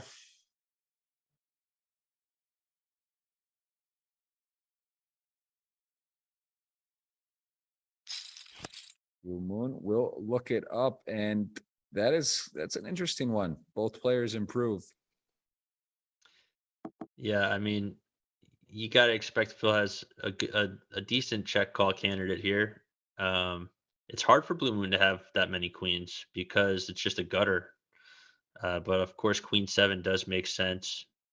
Maybe even like a Queen 8 or a Queen 9 could make sense there. So yeah, you're going to see a big bet out of Blue Moon, and I would expect a call out of Philippe Diatwell. I mean, he does have that jack, and you are opening the. Oh, what am I? What kind of analysis is this, Jeff? It's snap fold. Didn't even waste a second. Didn't even waste one of his 25 seconds on it. Just easy fold. It's interesting he did snap fold that too, right? Because like we have seen Blue Moon open it up and play some aggressive, like nice spots, picking some spots. So yeah, you think about it, but I guess yeah, he's down to 25. A few seconds have peeled off that clock. He is super short on time, and he had his mind made up. So there you go. He didn't even waste one of his 5 seconds, Jeff. He folded faster than I could even say I would probably call here with a pair. But maybe he's just picked up on a tendency for Blue Moon to not really bluff that many rivers. Do you think that's a possibility? Because, I mean, he seemed like he had a pretty easy decision there when he rivered top pair. I don't know. That was impressive. He has got the best hand here on the river. He does go for a bet and picks it up. So again, Blue Moon, we got about a 2-1 advantage if you are the Canadian. Canada versus Brazil. We are officially at the 3-hour mark, and This is I don't know the record. I got to see. I don't know the record on time. We could get that stat. That'd be interesting to know. But we are in unicorn territory for 3 hours. I think Brandon Adams and I had a long one. Thinking who else, but we're ticking some boxes here, Matt. We're definitely learning. I'll count this as a review session today. I'm making notes, and there's a lot of key hands here for sure. But got to have a little disclaimer. Don't try this at home. This is high level. If you're playing in a $10 rebuy, be careful. Some of these plays won't work, and take it for what it's worth. But it's fun to watch nonetheless. Everyone at home is just getting ready for the day that they do make this final table, so they're ready. They know how these guys are playing. They know what they're calling rivers with. They know how to bluff them.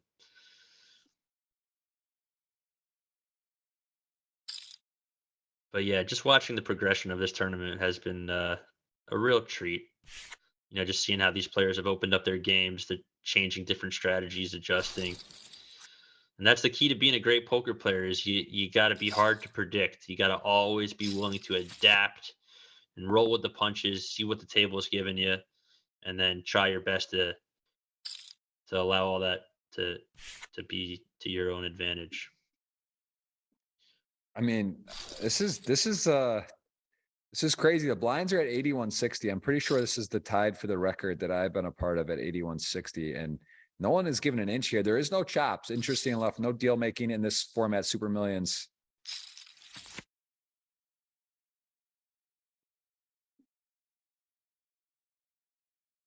You got to give the edge on this one to position, right? Nope. He's leading right out.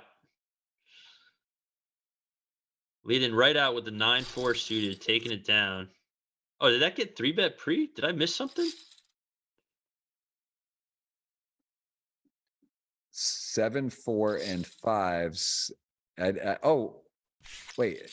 Okay, I was like, wait, there's a stack. It's in the middle. So 5s to 7, 4. 4 is exactly 2-1 right now on the nose. Ace 3, Queen 4, likely limp here. Ace 3 could just. Ace 3 is a rip here. You got to rip against this min raise range, right? Your hand's not flopping that well. You get to win 520K. Oh, he's just 3-betting. All right, just as good. I mean, this is going to come down to who gets the cards, Jeff. I mean, both these guys have been playing really well, winning some pots that we did not expect them to win. And those blinds are getting big. Every single one of these pots is so crucial.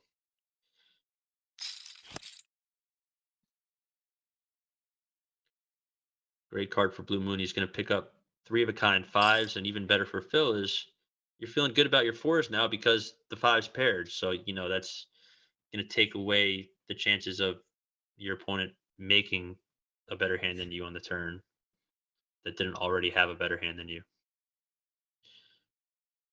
Yes, that's true. He's going for a healthy raise here, 874,000. Philippe with the snap fold once again.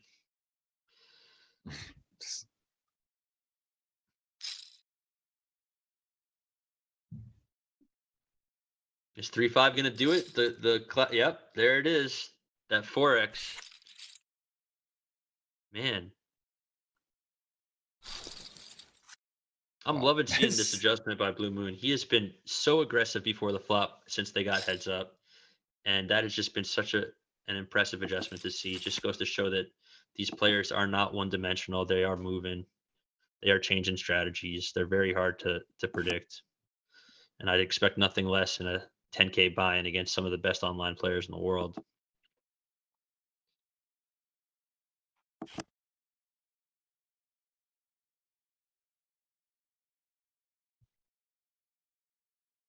Yeah, this is exciting. Honestly, these guys are just playing at a high level. I mean, they really, really are taking us to a new level. Potentially, we'll see. This is potentially a record book, and it's been a really fun final table. So I'm happy that this is the one. Got to spend a long day with you, Matt. We're really getting to see a lot of poker. Who do you think wins at this point? Blue Moon's got a little momentum, but he does not have the chip lead. I mean, he's definitely got momentum, but I mean, both of these guys have been playing so well all day, and I'm always going to go with the chips. I'm always going to go with my guy from Canada, my first overall pick in the draft. You know, it's a no-brainer for me. I got Philippe Diatwell. I just No hope I'm not brainer. butchering his last name. You were offering trades. Are you trying to sneak in a trade there? What are we doing there? Are I was we never trying to trade for Blue Moon, Jeff. I was trying to trade for our guy Anatoly. Um, but no, I'm gonna stay loyal to our Canadian friend. He's been playing he's really well. Both of these guys just been really fun to watch. he's holding it together on the time bank. He's definitely aware of that, and he has not relinquished anymore at 25, holding strong. Queen 10 suited, very powerful hand, heads up, goes upstairs, 9-4 off, one of the worst hands to have. I need my back brace. I used to wear that DDS belt around when I was streaming for 8-10 hour days. It's got me flashing back to Twitch. I don't know if I have it. I'm 36 in about a week. I don't know if I got another, if I could do the 8, 10, 12 hour computer streams anymore, especially without a belt, man. This is 3 hours is no joke. Wow. You gotta stay loose, Jeff. You gotta do those stretches every hour. Keep them moving. I definitely need some, I need something. I'm telling you, this has been exciting, but I am very curious how this is going to play out. I got a nice sweat here. Obviously, the dinner is going to be, we're going to go somewhere. It's been a while. We got to make it nice, and it's a +1, of course. I got to give you a +1 because I have Amelia. I'm not just going solo, so it's dinner date. It's a date, dinner for 2 and 3 on the river, man. I can't wait. Blue Moon is, he's creeping in there. Oh boy. Oh no, Blue Jeff, we Moon! got a big hand here. Queen Jack. That's a hand that you could put some money in with. Hopefully we just see a peel here from Philippe, and yep. And then not much you could do after that flop. But Wow.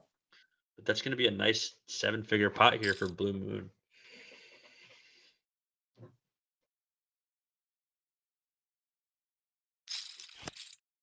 Oh wow, we got a float.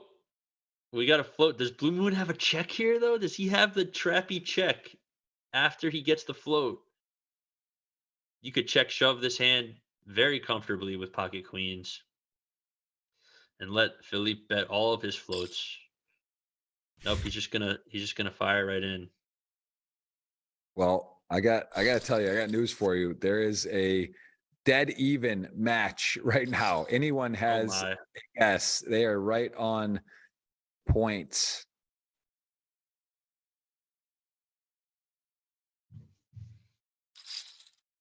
Wow, 3 And seconds ticks off and he kicks up the 9-7 off. The same thing the last time 3 seconds ticked off and he raised it, he had top set of aces. So balance pretty all good. around. Pretty good balance, or maybe a coincidence. It could just be a coincidence. You never know. I would like to love it if it were balanced though. That would be nice to see. Yeah, shout out to Ann Arbor, Michigan. The ace-2 suited, getting a little love on the stream. Takes it down. Any Michigan people out there today? I saw a lot of all over the world entries. Good to see you guys. Appreciate it. You guys stick it out. Who's going anywhere? This is the most exciting part of a tournament. It's heads up, 56,000 to play for, and of course, our friend that won the giveaway earlier is playing for $50 difference. He's rooting for Blue Moon. Appreciate all you who took part in the giveaway. This heads up match has been a battle, and what a swing. What a swing. The 2-pair time bank down, didn't call, and now he is in a real dogfight here. That's going to be a nice pot for Philippe. Phil winning that ace high board with just jack high, 700K. Those are the pots that are so important in heads up play. It's just when neither one of you have anything, who's going to take it down? Because all those hands are going to accumulate and they might help you stay in the tournament after a big flip later and give you that extra chance to win.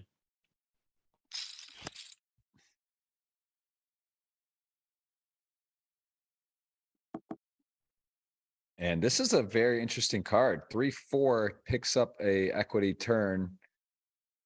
And this is He is top not two going to he's be betting happy into. to get check raised here.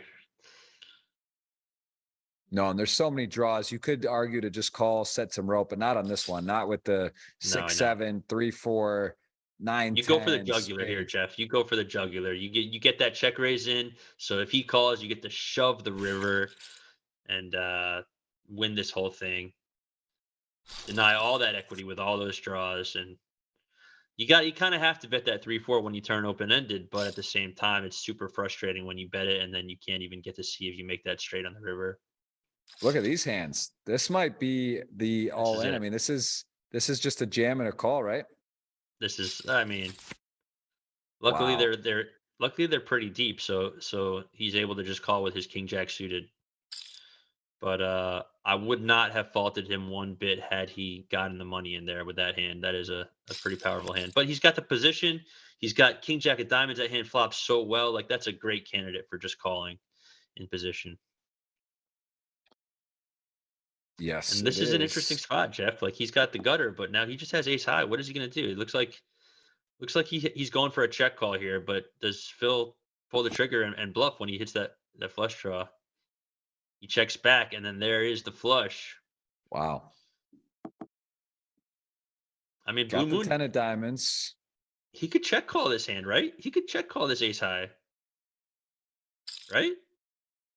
1.2, it seems like a good number. Might be too much. Yeah, I mean, you look at it, he's down to 16 seconds. The Broadways do miss. I mean, he happens to have the diamonds. That was a big pot. Back to over 2-1. Chip lead. And look at those V pips, Jeff. We're up to 44 and 38.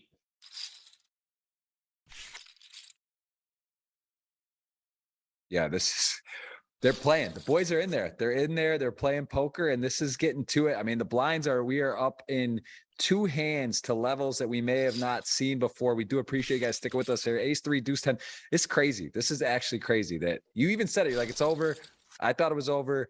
It's not over. It's going. And these boys have flip-flopped. We even saw Blue Moon take a slight chip lead or tie it to exactly even when he was all the way short. And this guy is a fighter, man. And you had under 14 seconds for Phyllis Time Bank, right? So we're getting there. We're getting real close. We're one hand away. We're one decision away from under 14. There's a flush. Wow. This could be it. This could be a decision, I'm saying, for him too, because he picks up a pair, a strong second pair now, and a gut shot to go with it. I don't think he can fold. And if you're Blue Moon, you don't want to lose him here. It's a big bet. 745. I think you got a call here if you're Phil out of the big blind, and then that's going to be a great river for him to get away from his hand. There's just not much you could do there. A lot of stuff beats you now. So he's going to check. Wow. Oh, I mean, Woo! he's got the third nuts. He's not folding. He's getting a double here. He's not folding the third nuts with 10 bigs. He's never folding. He has to call this. Yeah. There it is. But Chip I love the heart. leader. Dude, I love the heart there from the Canadian. I love seeing him turn his hand into a bluff here. Of course, I thought he was just going to check fold. It's easier to say, when you're looking at the whole cards. But he ran into it. Blue Moon had the top of his range on the turn. He made that flush, and it was high enough to the point where he can't fold. And just like that, chat is looking like they're getting $100 instead of 50, huh? It's a lot of play left. I mean, look at this. Instantly, we're right back to basically over.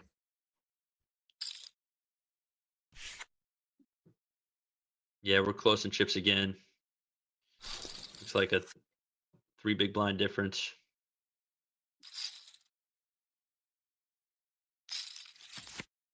Just calls. Wow. Trips in the nut flush draw. All right, this might be it. This is sick hand. I mean, finally, the problem is like they're so deep again. Here we go. Just a call. He picks up even additional outs. The 5. He could think an ace or a 4 is good. He's got the nut flush draw, and Blue Moon has trips. I mean, this is sick. I mean, yeah, the main thing to realize here is that Phil has ace high with his flush draw, so he actually has a great bluff catcher with just ace high on this board. So there's really no reason to put more money in. There's not many hands that you're going to be able to bluff out that have you beat, and you want to let Blue Moon continue to under bet worse. we are under the time, 13 seconds and 32. We might have an old-fashioned showdown, no time left, Matt, on either player. Look at this, 13 and 32. The under is hit. There's 3.6 million and ace high. I mean, here comes the shove. Does he call ace high? He could call ace high, Jeff. This is ace high is a reasonable hand to call with. This might be it. He does block the flush draw, but I mean, it's come down to this, and it's Blue Moon, and he's going to be taking a little time here, I think. And he just folds. These guys are too strong. They're too strong. Wow, but Blue Moon now has the 2-1 chip lead. So, oof, this has been a roller coaster.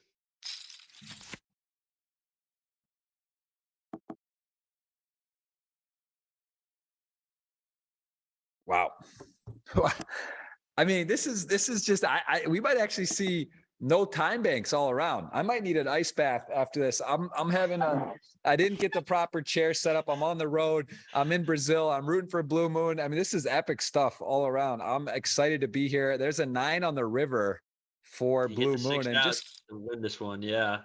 It's going to be a nice pot for him. He's not getting a call though. Come on. He's not calling with king high. He's been folding every day. He's folding all day. Wow. I think we got a flip coming up real soon, Jeff.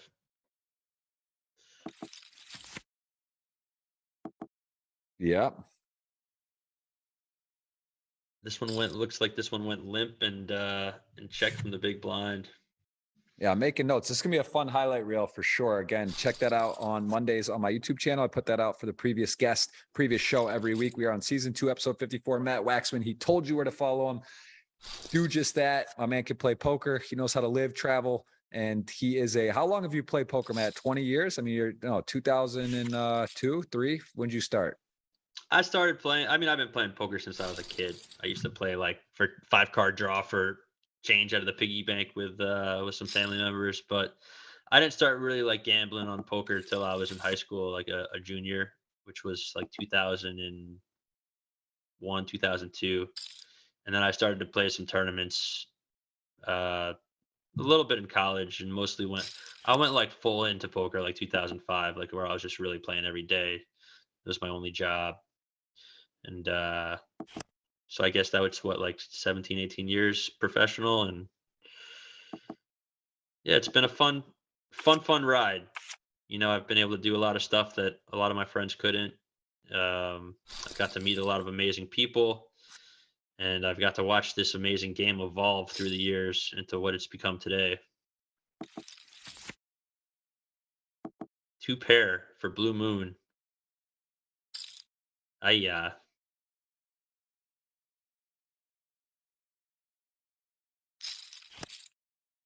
Looks like Phil's going to go for a check call here with the queen high.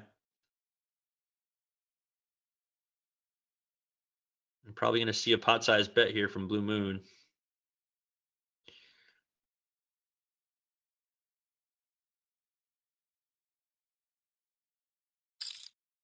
Yeah, some key hands, making notes. And I mean, but Blue Moon he's got the bunny's got the gun right now. It's not, this has been an absolute clinic. And he won a flip, right? Was it like 6 or 7 handed? He did win a flip. He was all in after a couple, I think it was jacks to ace king versus Mario, maybe.